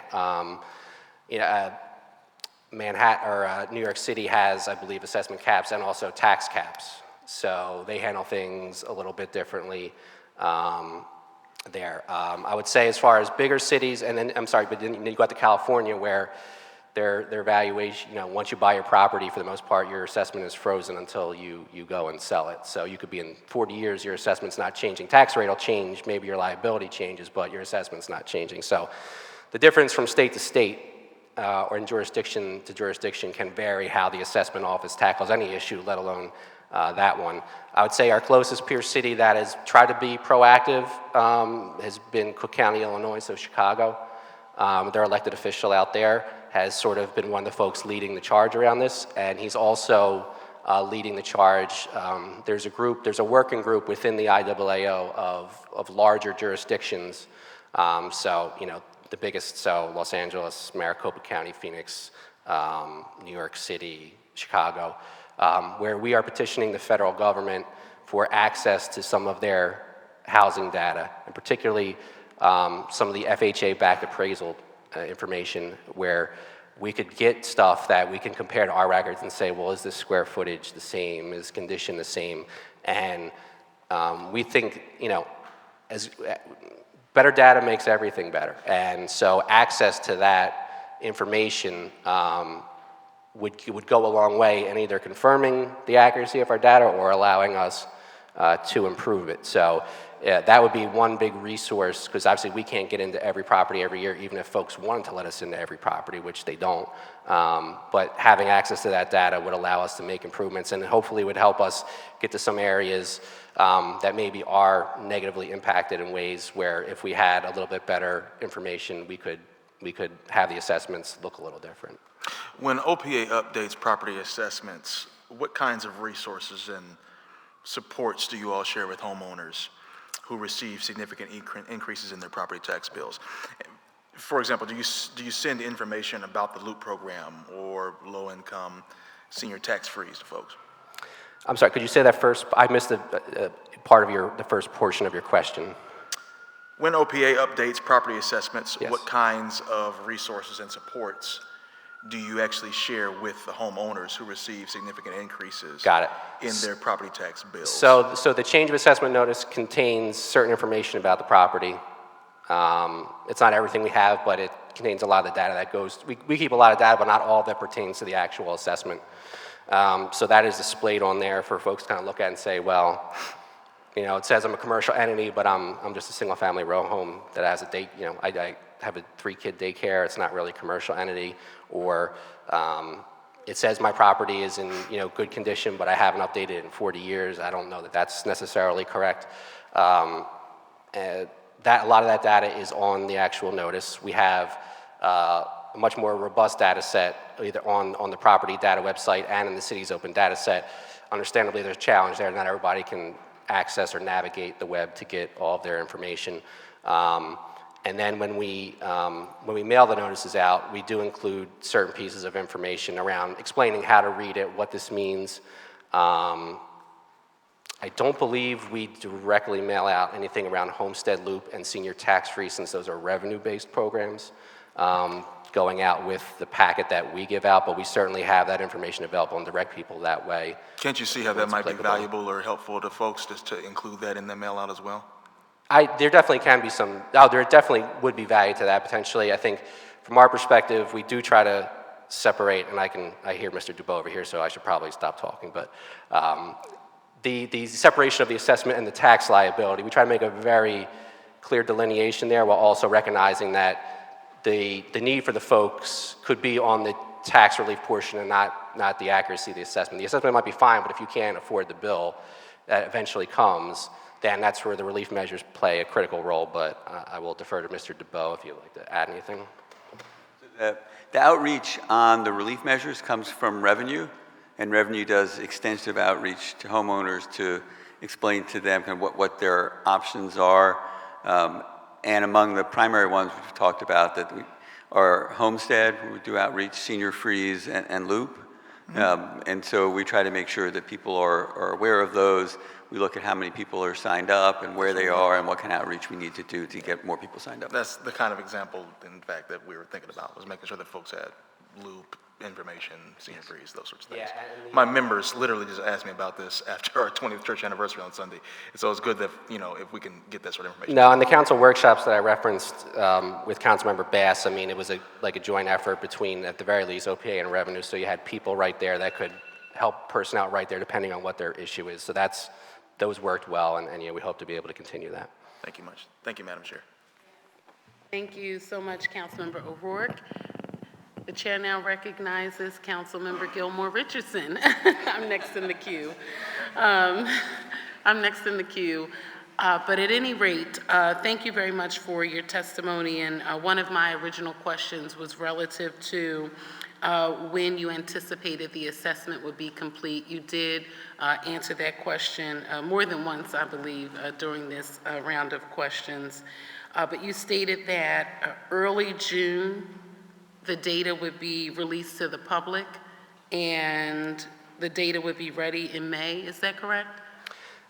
In order for an early June mailing, we'd have to wrap the data up, and we'd have to have some data pretty much, at least on a larger aggregate level, ready by the end of May. But there's a lag between sending the data file to the vendor and the mailing. It's not, 500,000 plus pieces. It takes a little bit of time, so that's why there's a little bit of a gap in that. I understand. I just wanted to make sure my notes were correct. Yep. Okay, and so my question then is, by what date does state law require the certification of the assessment to be complete? So the certification date for the state is March 31st. Okay, so the certification date for the state is March 31st of 2024. Yes. Okay, and so since we've not met this deadline, are we out of compliance with the state law, and then how do we deal with that? I will defer from answering that from a legal perspective, but the OPA does not, there's nothing that we know of that's going to cause an issue. The state doesn't actually request the certified numbers until almost the end of the year, so Right. There's no deliverable April 1st or whenever. It's later in the year they ask for it, so as long as we complete the assessment at one time, we're okay to move forward. Okay, I just wanted to make sure. And then I asked this question, I think, in the first week of budget hearings, but if the assessment is not yet complete, how do we then determine the projected 8% increase in real estate tax revenue in FY25? It was really more an estimate from us in finance and budget, kind of from what we'd heard about what was happening in the market, but obviously something we knew would have to be updated when we get that actual assessment. Okay, so the estimate then comes from finance, not OPA. Correct. As a part of the overall budget process. Correct. For the numbers, assumptions around what we believe our overall revenue intake will be, so that we could then come up with whatever the plan is. Correct. We try to keep them away from the tax revenue questions. We deal with those with revenue, same with the relief measures. No, I understand, but I think my question the first week was relative to, how do we get to this number? Like, what are the assumptions you're making as a finance department then around where our property tax assessments will be at that time and over time? Yeah, and it's been based on what we've heard about what's going on in the market and what we think that will mean for assessments. Okay, and then lastly, if you could just provide to Council President Johnson for dissemination to all the members of the committee or the whole, a breakdown of the coefficient of dispersion, also the price-related differential, and the median ratio by council district and then by zip code. And I ask because I know that from a constituent services perspective, we have been over the last, I'll say 4 years total, but in particular the last 2 years, we've been inundated by constituent service calls relative to the increase in property taxes. And I'll tell you, we had one case that was really, really sad in Winfield in particular. The person's property taxes went from $1,500 to $5,600 on a twin in Winfield. And then we've received several calls in particular, I mean all over the city, but I'm just highlighting certain areas. Allegheny West, right off of like Ridge and Allegheny, the Swamp Poodle area, sort of sandwich in between East Falls and I would say Brewery Town now, really North Philly.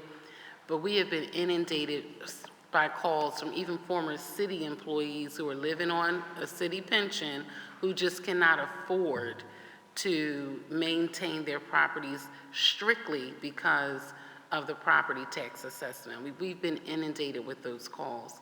And I know that there was not a reassessment done this year, and I did submit a plethora of questions prior to this hearing for your response. And most of them obviously were answers that we have received in 2022 because there has not been a reassessment, but there is a deep concern relative to the issue of how certain communities are being overtaxed. And I think we have to think about this in the way that my colleague is saying. These are the same communities, if you overlay them on a map and you have the GIS folks do the data, these are the same communities that were redlined, right? And that was government policies enacted that redlined these communities.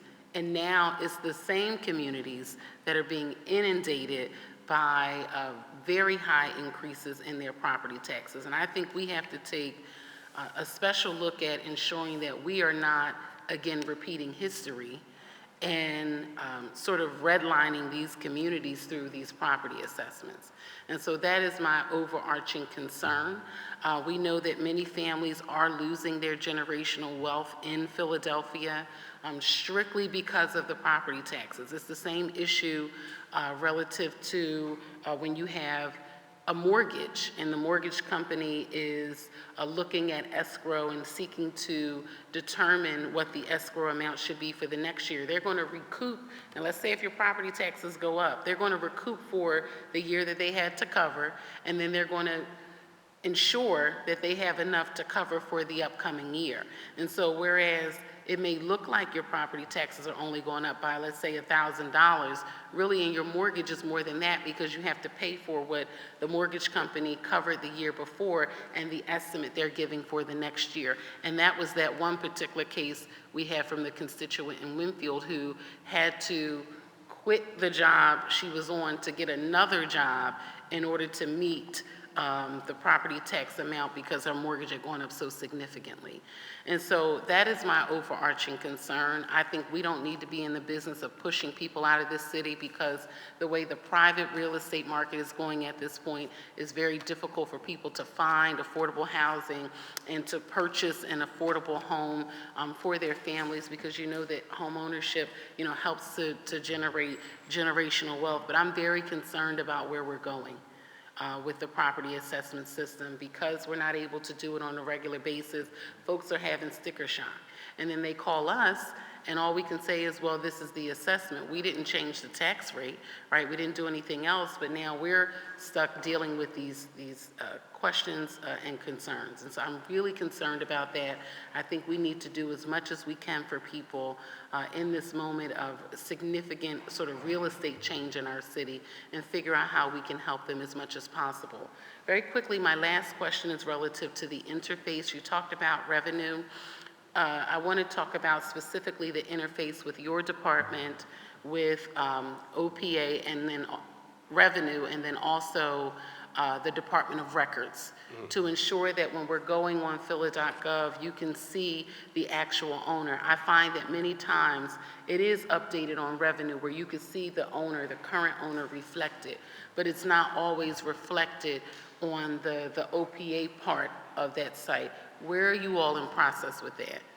So, as I know you remember, several years back there was a lag between records and deeds being recorded and indexed, and the data getting to us to then be reflected on the property data site. That backlog was eliminated. So we run that with regularity, and so we're pretty current as to where records has indexed as of. Where there is sometimes discrepancy between what revenue is saying for ownership and OPA. So the data is pulled from the same place, but it's pulled in different ways by the two departments. So I'd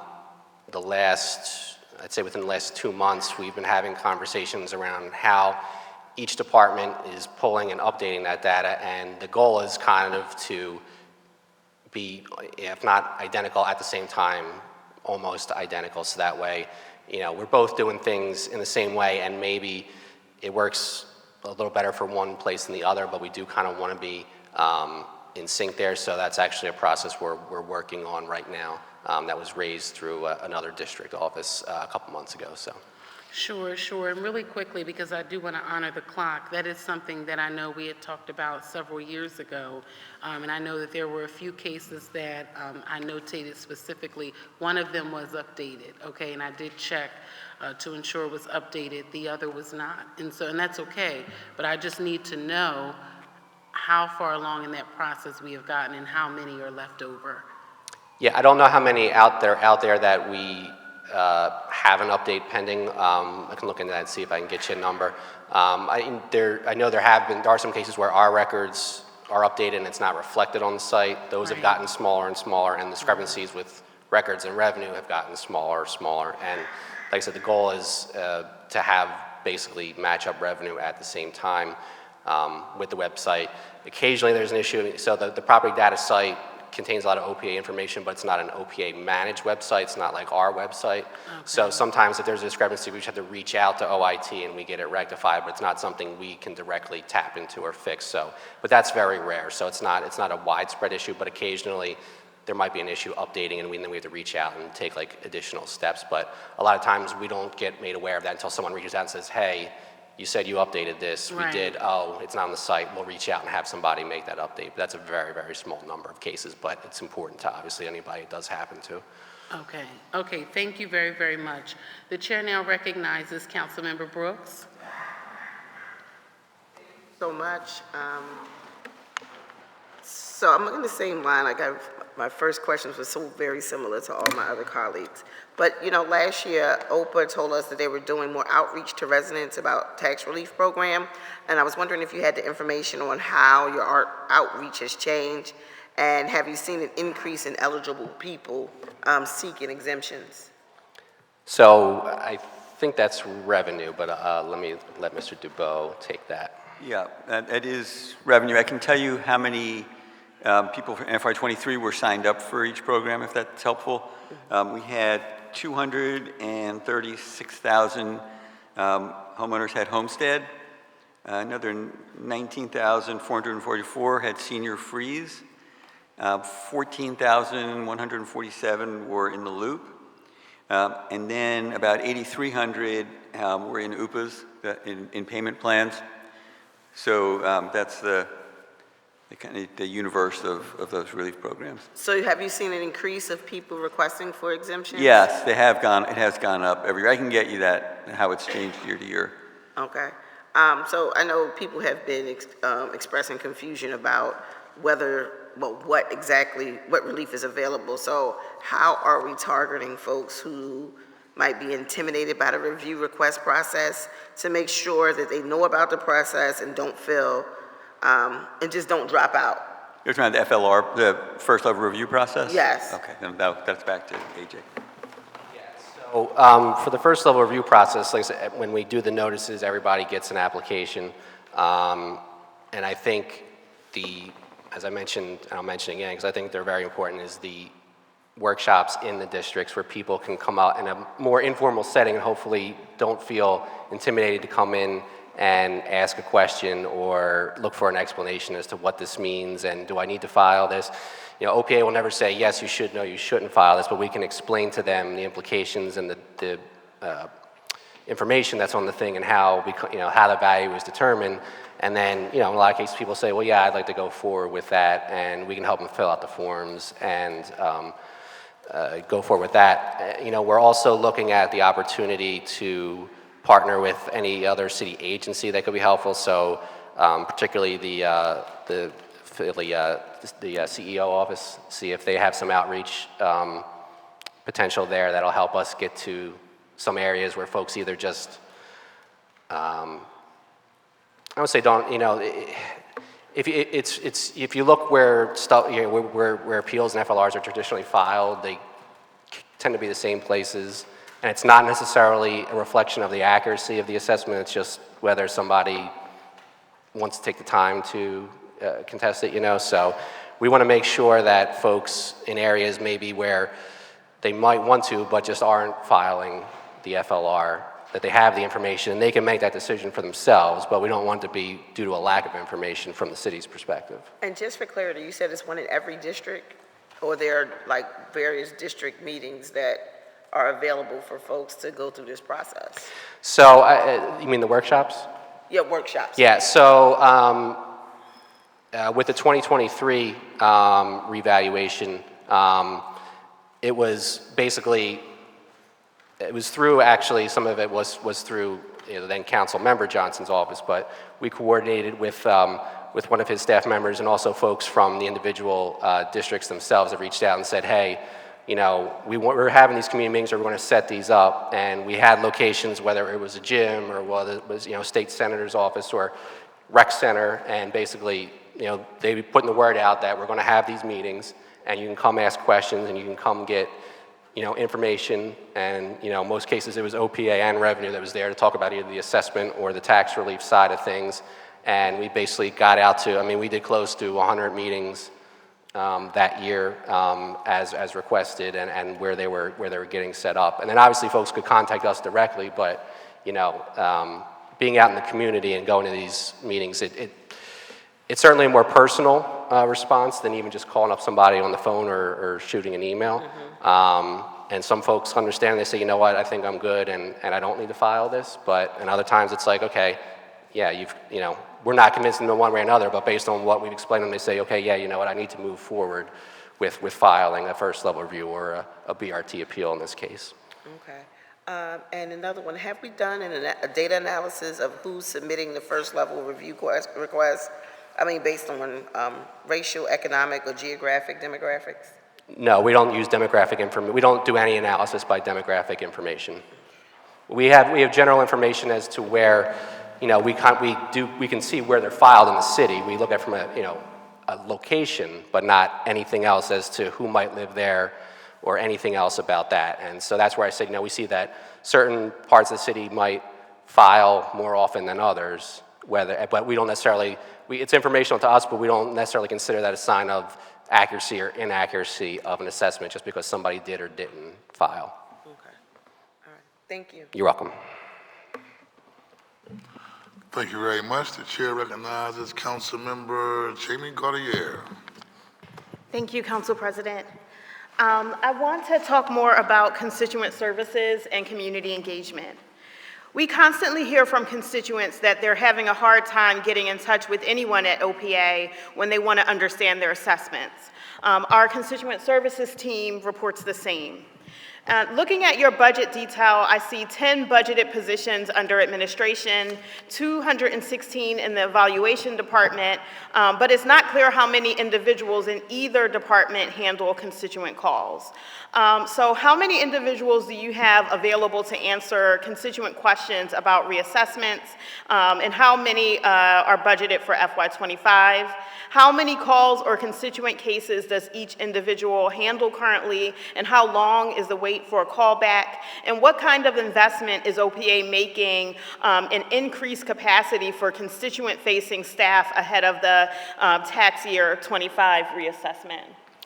So for particular numbers, I'm going to defer and say we'll get back to you in writing, because a lot of the numbers, when you talk about those larger numbers, they may not have a title of constituent service rep or something like that, but they have a role that they, somebody can call them or reach out to them. We have a dedicated customer service center on site. There's a third-party call center off-site, and then majority of folks in that evaluation sector that are doing the evaluations are accessible via phone or email. So we can detail that in writing for you. I wouldn't have that exact number, but we'll put it in writing and answer that series of questions for you. Bug on my, sorry. As the leader of the department, what's your sense of how things are going? What's your sense of capacity as it relates to your ability to handle constituent services calls, and if that's adequate based on, in particular, the reassessment that we just went through 2 years ago? So, I mean, we can, when you look at the numbers, as I'm sure you have, you can see we have vacancies. I'm happy to say that we're onboarding in the next month or so another 13 individuals, which will help get us to our targeted goal of 85%, but we want to get as close to 100% as possible. To me, there should not be a large effect on capacity to respond to taxpayers, and if there is an issue, a repeated issue, whether it's a specific individual or in general, please, I mean, I know, and Maria from your office has sent some stuff my way, but I say this to any council office, if you're hearing these issues, please run them over up the chain to me, because whether it's an individual or it's a more systemic thing, we want to be able to address it, because whether folks get the answer that they're hoping for, we want to make sure they get an answer, at least they understand why the answer is what it is. And to us, customer service is one of the most important things to us. And in the past we've been told, well, I'm glad I got in touch with you because I call the departments and nobody ever picks up. So I don't want to lose that reputation, and I would like to be able, because I've been told, hey, at least your department, that's somebody, I can talk to somebody. And if that's not happening, then that's something we have to nip in the bud as quickly as possible. I think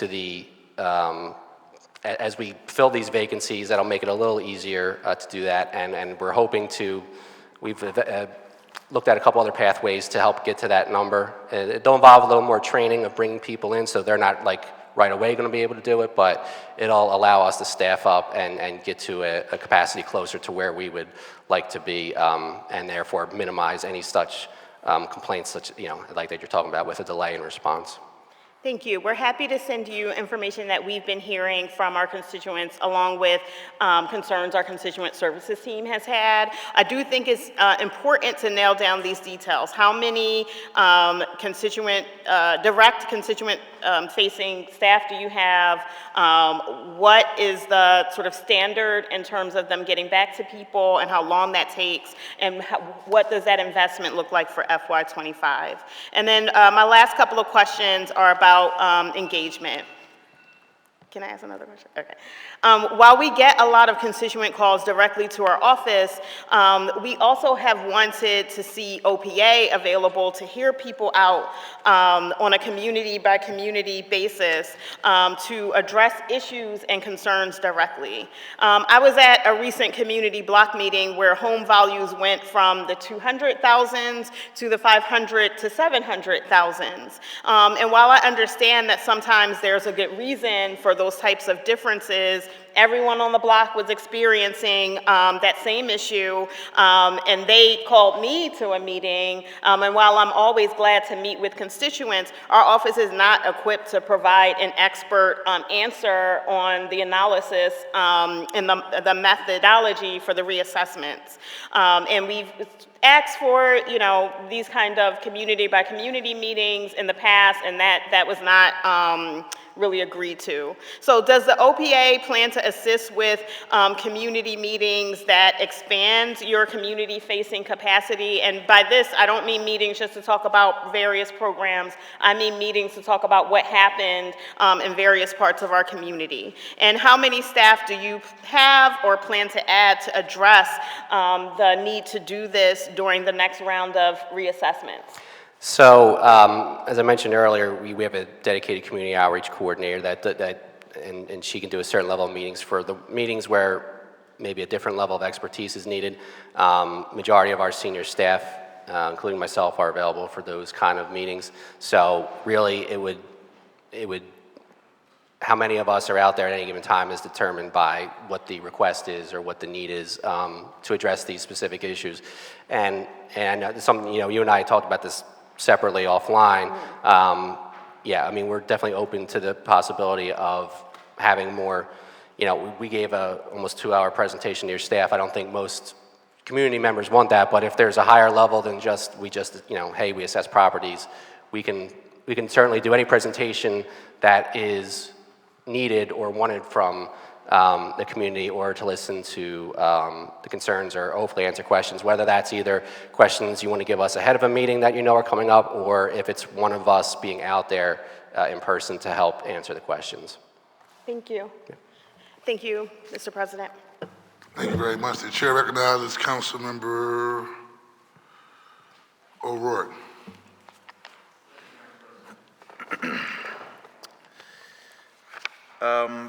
Given that our most recent evidence shows systemic issues with our assessment process, I think it's incredibly important that our appeals process be simple, fast, easy to navigate.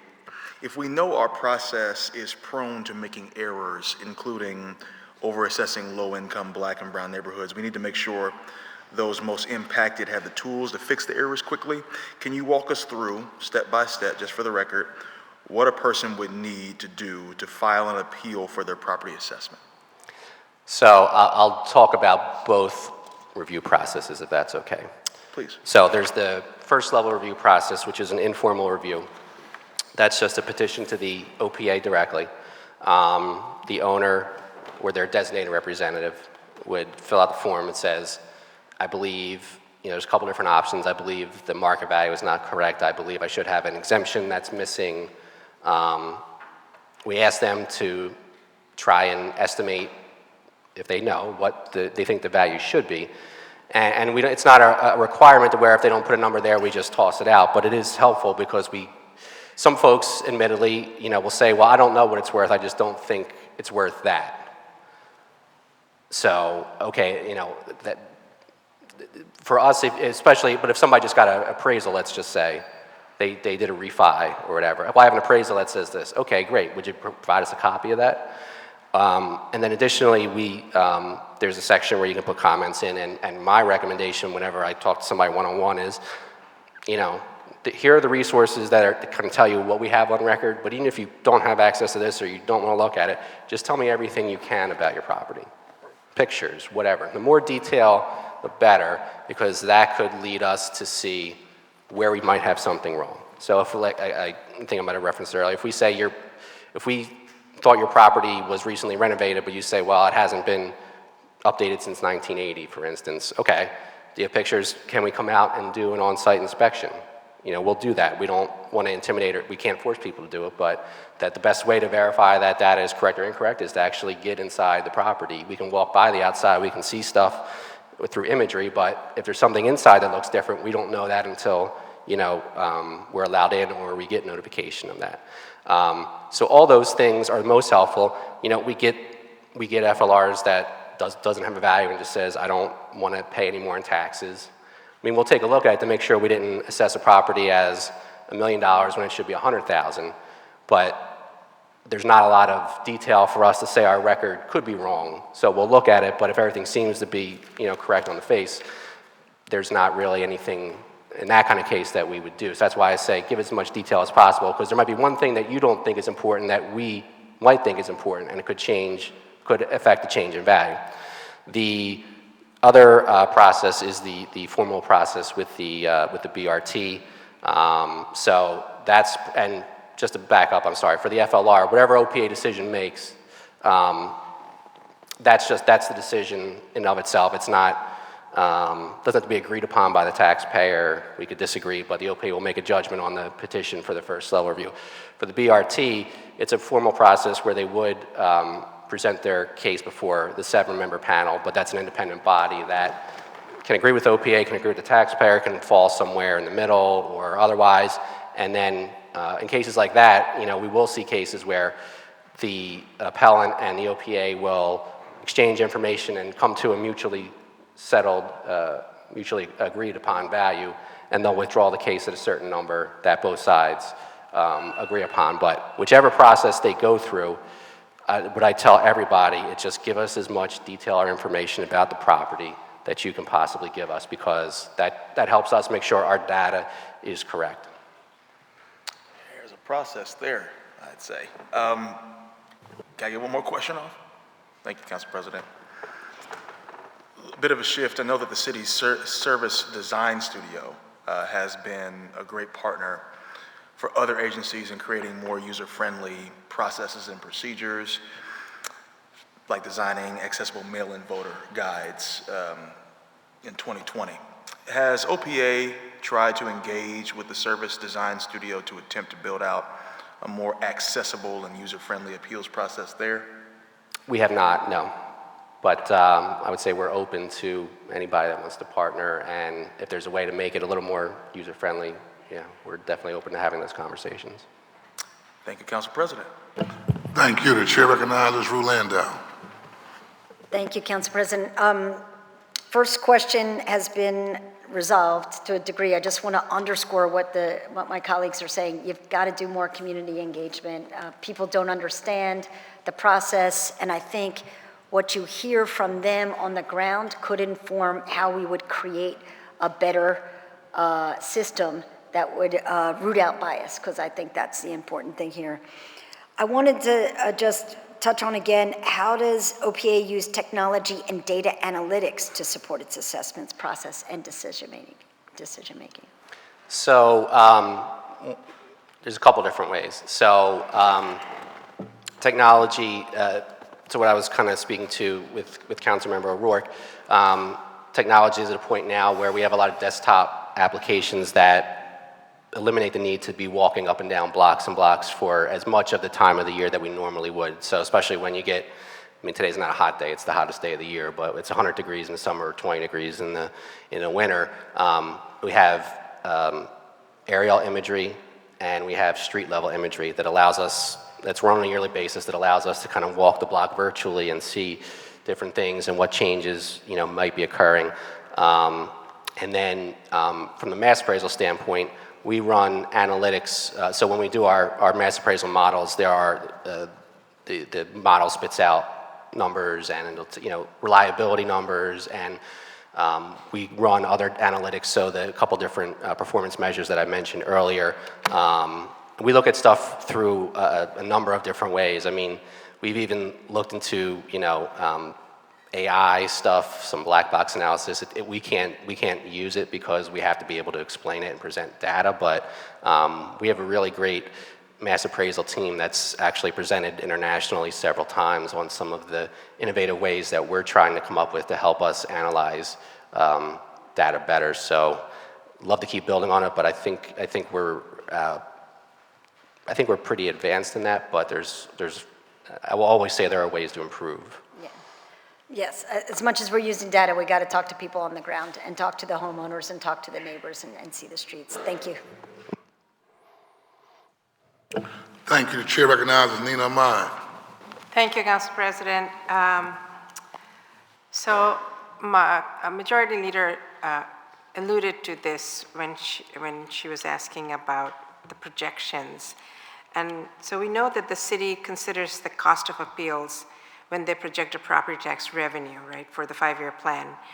Looking back, do we know historically how accurate these projections have been?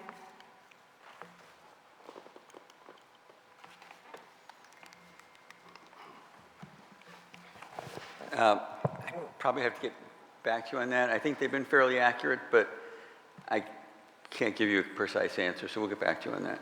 So in other words, if we are looking backwards to make better decisions going forward, that's the reason for looking at that, right? So how closely do you use previous data to sharpen what you're doing going forward is really the question, and also to see how accurate our projections are, because that folds into your projections for your 5-year plan and also the outlook in terms of what our fund balance is going to look like, how gloom and doom, or is it real? These are all going to sort of shape how Philadelphia looks, right? Because these are things that are important for us as other people make decisions to invest in Philadelphia. Yeah, and there are things other than appeal results that we look at in terms of accuracy. There's, the coefficient of dispersion. We also get it's called, what is it, the State Equalization Board also kind of does an analysis of how accurate our assessments are. Both of those show that our assessments are pretty accurate. So we take all of that into account when we think about, what our assessments are looking like. So how do the appeals work into that accuracy? Meaning, if you're accurate, then we shouldn't have appeals, right? Not necessarily. You can be very accurate and someone can still not be happy because they're not happy with where their assessment is for a variety of reasons. It doesn't have anything to do with its accuracy. And they can still get some kind of reduction on appeal. And the reason I ask is going back to the report that was issued, right? How much of that is playing into the inaccuracy of your results or your projections, given this whole racial dynamic that has been documented. And we've all known this anecdotally. We are looking to see how that shapes your projections as well. So once we can correct for that. Right. So like I said, we do build in appeals every year. I think our overall property projections, including appeals, have been pretty accurate over time. So I think that's something that we have built in. And I'd love to get a report on that. Will do. You can give it to Council President. Thank you, Council President. Thank you, Rob. You're welcome. The chair recognizes Councilmember Jay Young. Thank you, Council President. First question I have is revolving around just the Center City assessments. As we see, there are a lot of some commercial buildings in Center City that are considering bankruptcy, right, and they're in a distressed state because for one reason or another they may not be at a level of tenancy that can sustain the property. Now, when that happens, how does OPA reassess those properties, and how does that affect the value of those properties? Could you repeat that last part of your question? I said, how does OPA reassess those properties when they're in these distressed states, and how does it, how does the lack of tenancy affect the property value, the market value? Sure.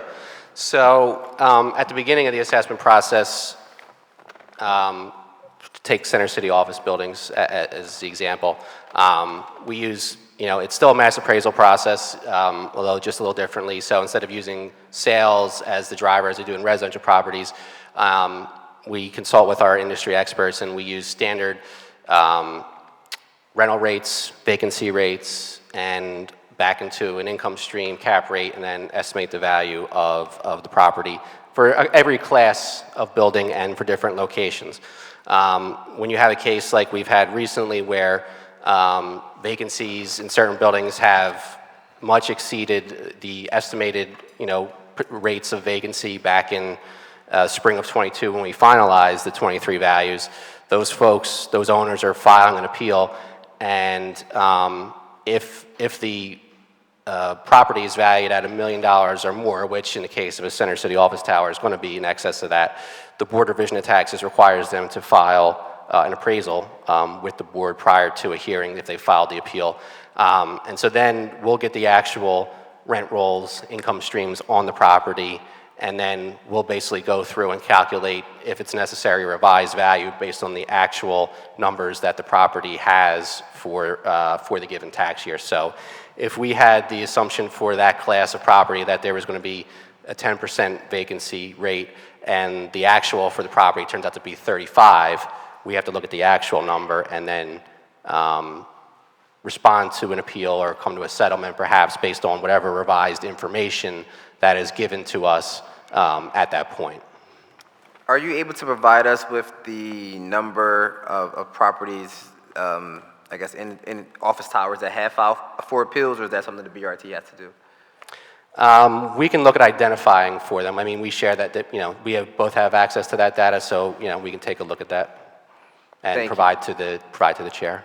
Thank you. My next question is on the similar lines of my colleagues regarding the biases in the assessments. Just from looking at the data, it seems that parts of North Philadelphia in particularly are inaccurately assessed. I know for a fact that even on my own block, that there are similar properties with assessments that are way out of range. And I do think that the inaccurate assessments helps to contribute to gentrification in our communities, because a lot of folks call our office and say, oh, my property is only worth $30,000 or whatever, right? And so to them, if someone were to call and say, hey, you want to buy your house, to them, that's the value, that's what it's worth. Where in our reality, particularly on my own block, I know that down the street, renovated homes are selling for $400,000. So our communities are losing a lot of equity because of the inaccurate assessments. And I do understand that no one wants to pay higher taxes, but a more accurate assessment can give the community the equity that's needed to stay in that community. So I do hope that OPA really takes that into consideration when the next assessment, the next go around. My next question is on the senior tax freeze. Is that something that you implement, or is that something that revenue implements? Senior tax freeze will be a revenue question. Revenue question. All right, I'll hold that for another day. The nonprofit application for exemption. Can you give us? Is it possible for you to provide us the breakdown of the exempt properties that are in our districts, so we can take a look at essentially how much money the city is losing in assessments? I do know there are a lot of churches in my district, for example, that aren't active, and they still are receiving this this tax exempt status. So can you provide us with a list of information so we can see where the nonprofit status should no longer apply? So are you looking for like a list individually by property or more of a high-level overview? Individual by property. Okay. So the high-level overview, I mentioned earlier, stuff will be passed on to the council. That'll be rolled up by district, so you'll see the total exempt amount. But if there's a more micro-level breakdown, we can certainly work to provide that as requested. Thank you so much. Thank you, Mr. President. You're welcome. That's all we have. I want to thank you for your testimony. I want to thank you to your leader, Rob DeBoe, as well, for steering the ship, everything under all finances for the city of Philadelphia. That's all we have. Can Helen call up the next administration department for a testimony? Thank you very much. Next, we have Carla Pagan, Executive Director for the Board of Revision of Taxes.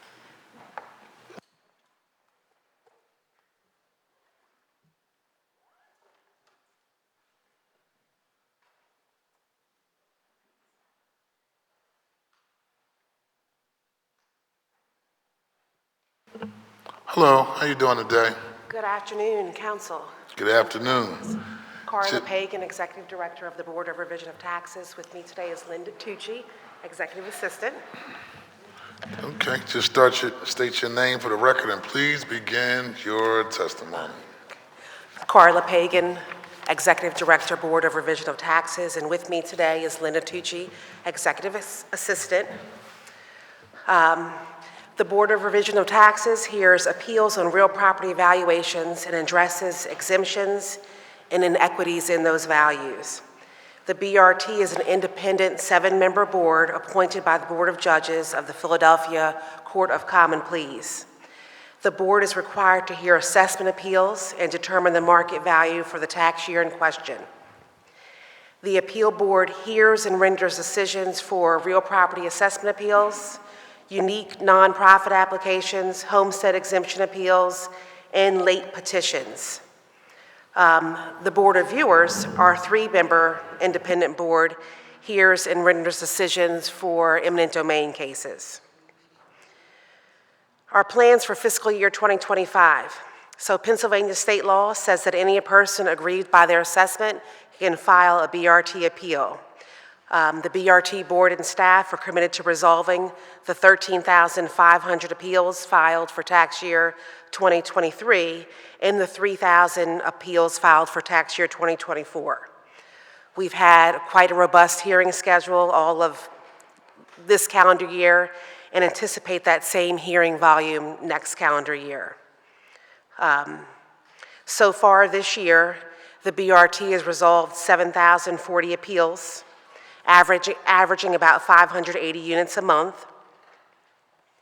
And then while our market value appeals are our highest priority, the board has also spent substantial time hearing homestead exemptions, abatement appeals, and nonprofit appeals. For fiscal year 2025, the board will continue having oral hearings every Tuesday, Wednesday, and Thursday, and Mondays and Fridays for non-oral or administrative hearings. The BRT expects 2023 appeal filing volume to be complete by March 31st, 2025, and 2024 appeals to be complete by June, the end of FY 2025. And that concludes oral testimony. We open the floor to questions. Sure, thank you very much. Just in terms of community outreach, I know when the assessment goes out, there's also a first level of review that's a part of the mailer that residents receive in terms of their property taxes. Is there a process where, I think this also comes into revenue, so I'm thinking in the future we'll have revenue and OPA in the same setting. But nevertheless, do your team engage in community outreach and telling people about the process for first level of review? If they're denied on first level review, how they can go to court? Also, is there any recourse in terms of individuals who do go to court, but they don't have a lawyer, right? Can you give us an idea how that's being addressed? Yeah, so to answer your first question, the BRT does participate in community outreach, not as much as the assessment office or revenue department, really when we're invited. So maybe every reassessment year, there might be 3 to 5 events that we've gone to in the past, but we're here and, we welcome an invite. Secondly, about your appeal question. So assessment notices go out, there's the informal first level review appeal that's included with your assessment notice. The BRT appeals are a more formal appeal. The state sets our filing deadline. So our appeals are due the first Monday of October. So October 7th of 2024, appeals are due for 2025 reassessments. Our hearings are 2 different types. Oral hearings where you come before the board, similar to this, and people present their value case. Or it's a non-oral administrative hearing where people submit the documents they want to appeal and the board gives a written answer by mail. The appeals that property owners can take to the court, they can only appeal BRT level appeals at the Court of Common Pleas. And then once the court decision comes, it will always override our decision.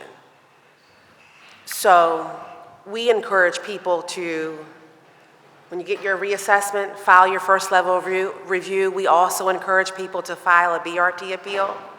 A handful of constituents may have their appeal answers back before our deadline, but if you're in the group that has your FLR answer back after our deadline, we don't want you to miss our deadline waiting for your FLR answer, so we tell people to file both appeals simultaneously. What trends are you seeing in terms of first levels of reviews?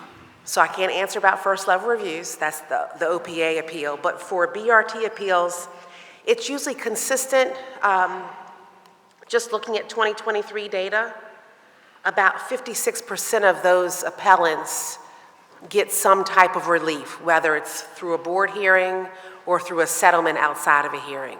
So 50-50 chance that you might get a 50-50? reduction based on Okay. appeal. Excuse me, yes, I meant to say formal appeals versus first level of review. The chair recognizes Councilmember Nick O'Rourke. Thank you, Council President, and good afternoon. Good afternoon. I want to ask a few more questions about the appeals process for the OPA assessments before you when you came on, but I know that y'all were together. From your testimony, you stated, and here written, that you resolved about 7,000 appeals in 2023, while there were 13,500 filed. What more resources would you need to resolve all appeals filed per year? What do you need? Time.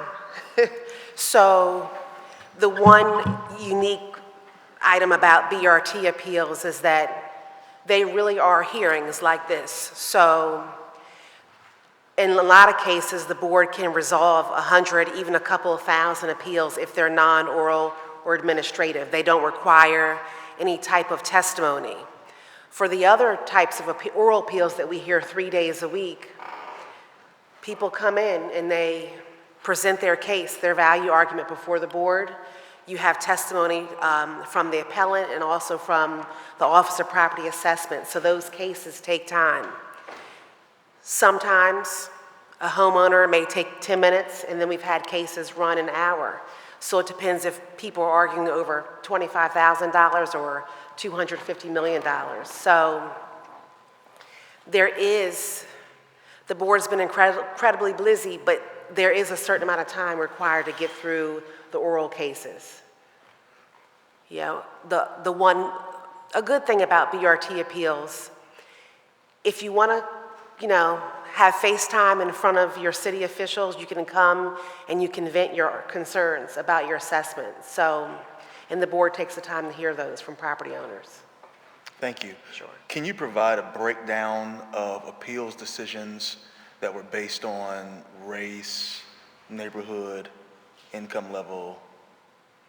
So by law, we can't make any appeal decisions on income level. A lot of times, appellants may come in and say, I only make this much, so I can't pay that much. So by law, the board can't make an appeal decision based on someone's income. We'll refer them to those revenue programs. Also on appeal, we don't collect any data on race.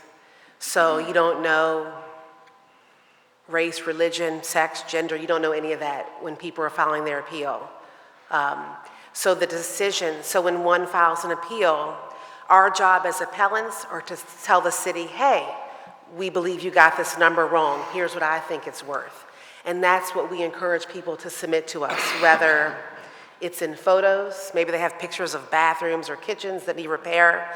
Some people may attach roofing estimates or plumbing, electrical estimates to say, hey, I need $20,000 worth of repairs.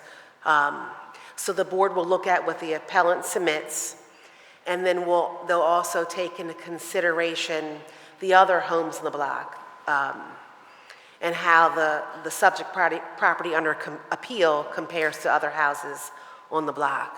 Is there any public available information for decisions that are based on neighborhoods? We can give you breakdown in your district or by zip code. Yeah, so you're looking for appeal results? Is it published publicly? No. Why is that? It seems that information should be collected and published publicly.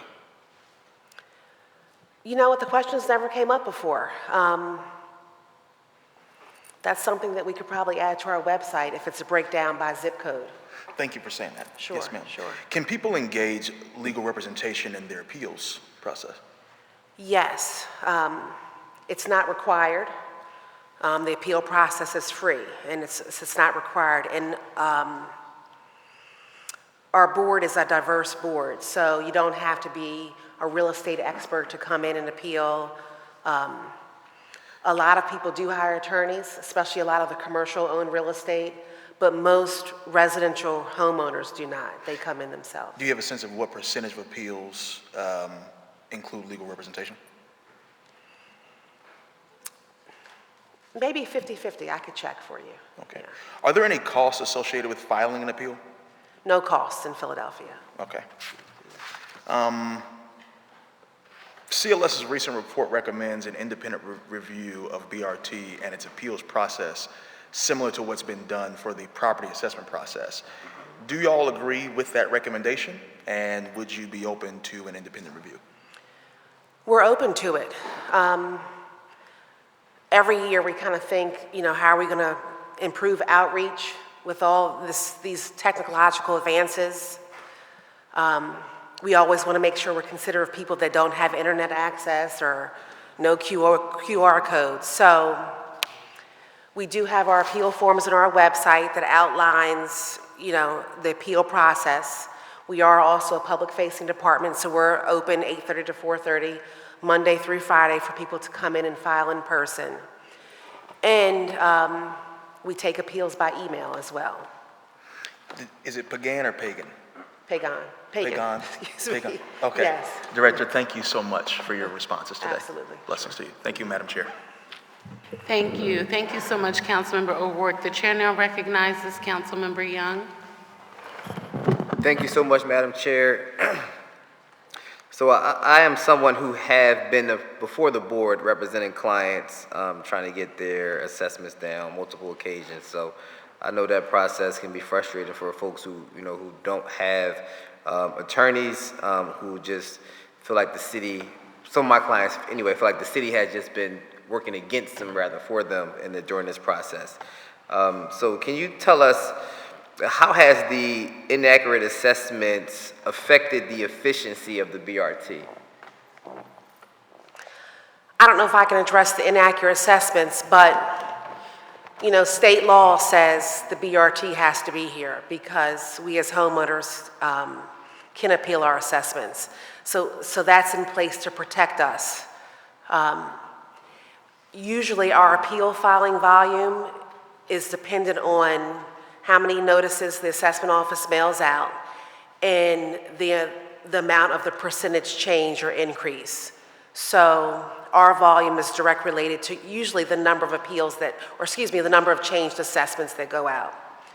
And then we probably have a base, maybe 2,500 people appeal every year, whether they got changed or not.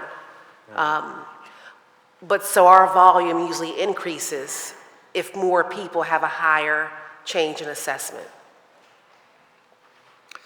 And you said by law you're not allowed to make a decision based on someone's income on their assessed value. You refer them to the programs that the city has, essentially. Now, do you know, is this a state law? Is this a city law? Like, which laws prevent you from providing a decision based on someone's income? So that's state law. Okay. Yeah, it's very clear that the board makes a decision on real estate assessment only, and they use those facts tied to assessments to make the decision. And I just know from my own practice that typically when there's a disagreement between the city and a property owner, and the property owner has they've got a private appraisal done, they typically try to meet in the middle. Like, that's typically what seems to happen. Is there a process where can you just talk to us about the administrative process of the appeals rather than going in front of the board itself to see what goes into that? Because I'm just trying to see if there's a way we can lower the amount of actual appeals heard before the board, and there can be some kind of mitigation done, more mitigation done prior to going to the full board. Sure. So about 50% of appeals get reduced every appeal season. And some of those happen because people come before the board hears their case and issues a revision letter. A lot of times, though, city assessors from the OPA will reach out and contact a person that has an appeal hearing coming up. And very oftentimes, the OPA, too, could look at what the petitioner has submitted and say, oh, yes, we agree, this parcel requires or warrants a reduction. And in those cases, very often, a city assessor will reach out to the property owner. And if there's a meeting of the minds on the value being offered, then yes, you can settle outside of a hearing. So is there more deference given to OPA's assessment versus a property owner getting their own private appraiser? No, so like the chief assessor was saying, the OPA does mass appraisal. They don't look at my house or Linda's house and make a decision per house. It's a cluster or a group of properties where if an appellant hires an independent appraisal, it's very specific, targeted to that parcel. That's very strong evidence. So, because what if my house is the worst house on the block? You don't know until you open the door. Or maybe if I'm an income-producing property, the city might not know, oh, I have 3 vacancies where my neighbor only has 1 vacancy. Or if I have a unit that needs repair. So independent appraisals are very helpful in determining a property owner's assessed value or their overall valuation. It's only required by our board if the assessment's $1 million or higher. Yeah. What about in cases where there was a recent sale of a property? Do you guys take into consideration the market value of that sale when making a decision on the tax appeals or not? We do. So that's a big indicator of value, a house for sale on the open market, sold under conditions not of duress. So very often people will file an appeal with us and they might include their appraisal report they used to purchase or maybe a copy of their newly recorded deed. That's very common, yes. I only asked that because I worked on a case where the property was recently purchased. The city still came in at a higher rate, and ultimately they negotiated and settled at an assessment value that was still higher than what the property owner purchased the property for literally like that same few months ago. And so that tends to happen a lot. And I'm not, just saying that just from anecdotal experiences. I've represented clients directly in this matter. So just want to bring that to the attention of the board. But I do know the board is, they have been fair. I'm going to give the board credit where credit is due. They have been fair. I just think that the numbers that you're giving to start with aren't fair. And so we end up in a situation that we're in. But I don't have any more questions, Madam Chair. Thank you so much for your deference. Thank you. Thank you so much, Councilmember Young. The chair now recognizes Councilmember Landau. Thank you. These are, good afternoon, my previous neighbors when I worked for the city of Philadelphia. It was good to see you two again. Yes. I wanted to ask a couple of questions about what would make your volume lower. It's striking that you had 13,000 appeals in FY 2023. Would your work be easier if OPA assessed properties each year? I don't know. Let's go back to why I think this. Oftentimes, when you haven't assessed a property for multiple years, the jump is so significant. Yeah. People get the sticker shock, plus they haven't been saving up for it, and they aren't able to pay the higher amount, even if that higher amount is the correct amount. Yeah, so my response to your first question is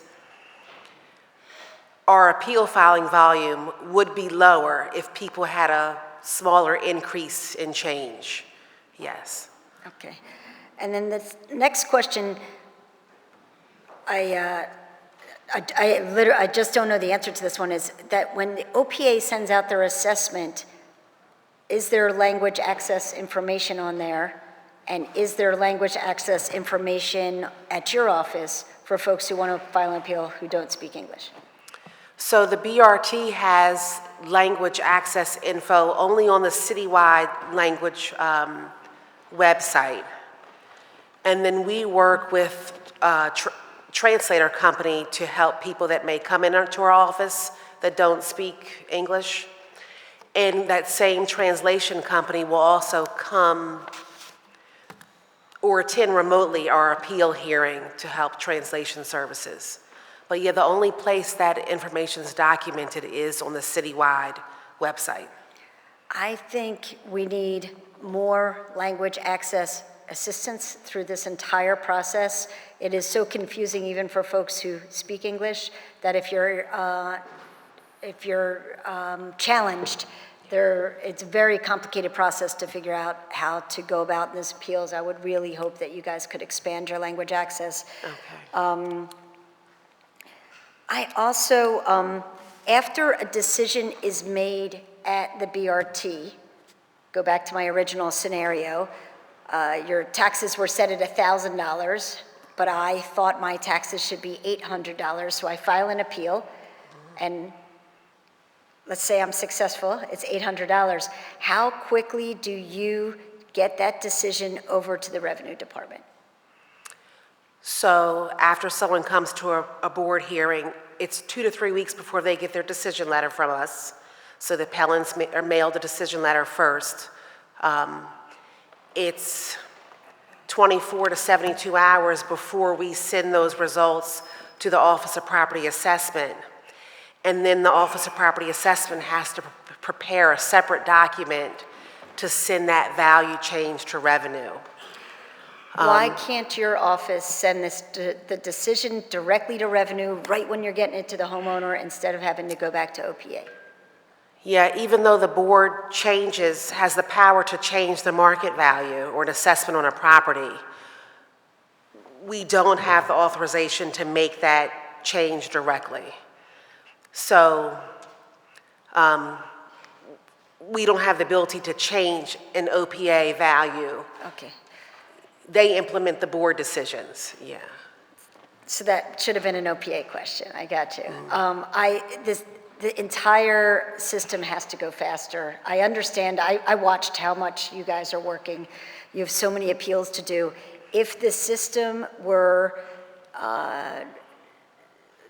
more efficient, we would have fewer appeals, fewer concerned residents, less bias coming out, and also the whole system could happen even faster. It's very, very challenging on the homeowners, as you know, especially when we go back to how it starts with what you were saying, the clusters. Your house could be, have far less value than the fancy houses being built down the street, but you're gonna get dinged for it, and your property value is gonna go up. You're then gonna be charged a higher amount. You then have to go through an appeals process. You've got to wait. You've got thousands of cases before you because of what happened in the past. It's just would like to help figure out a quicker process for you. Understandable. Yeah, and I understand how much is on you and how much you're working, but there's the whole, I think we need, I like to Councilman O'Rourke's suggestion of looking at the whole system through one of our our programs that will help you figure it all out. Yes. Thank you. Thank you. Thank you. And last question. Jay Young? No? Okay, you recognize the lights on. I'm sorry. Thank you so much, Mr. President. Just one last question. The NUNC-Pro-TUC process for late appeals, is there a standard, policy or review that the board has when determining when to allow a taxpayer to file a late appeal? Yeah, so we have the right as homeowners to appeal late whenever we see fit.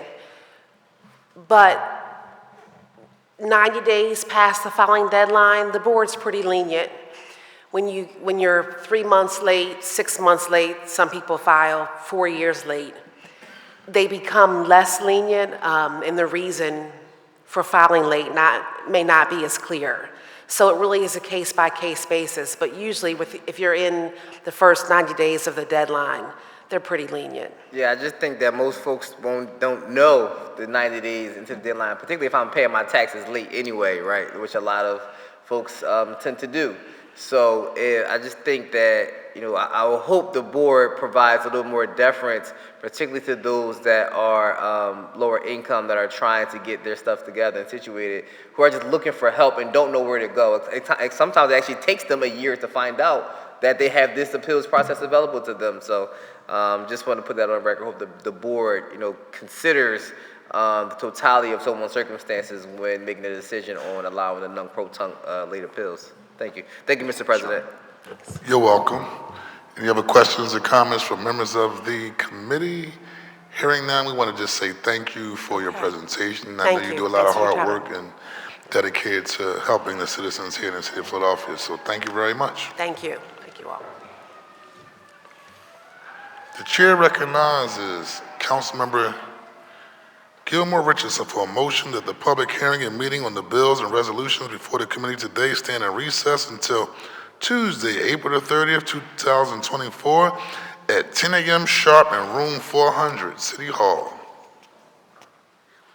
Thank you, Mr. President. I move that City Council's Committee on the Whole stand in recess until Tuesday, April 30th at 10 a.m. Second.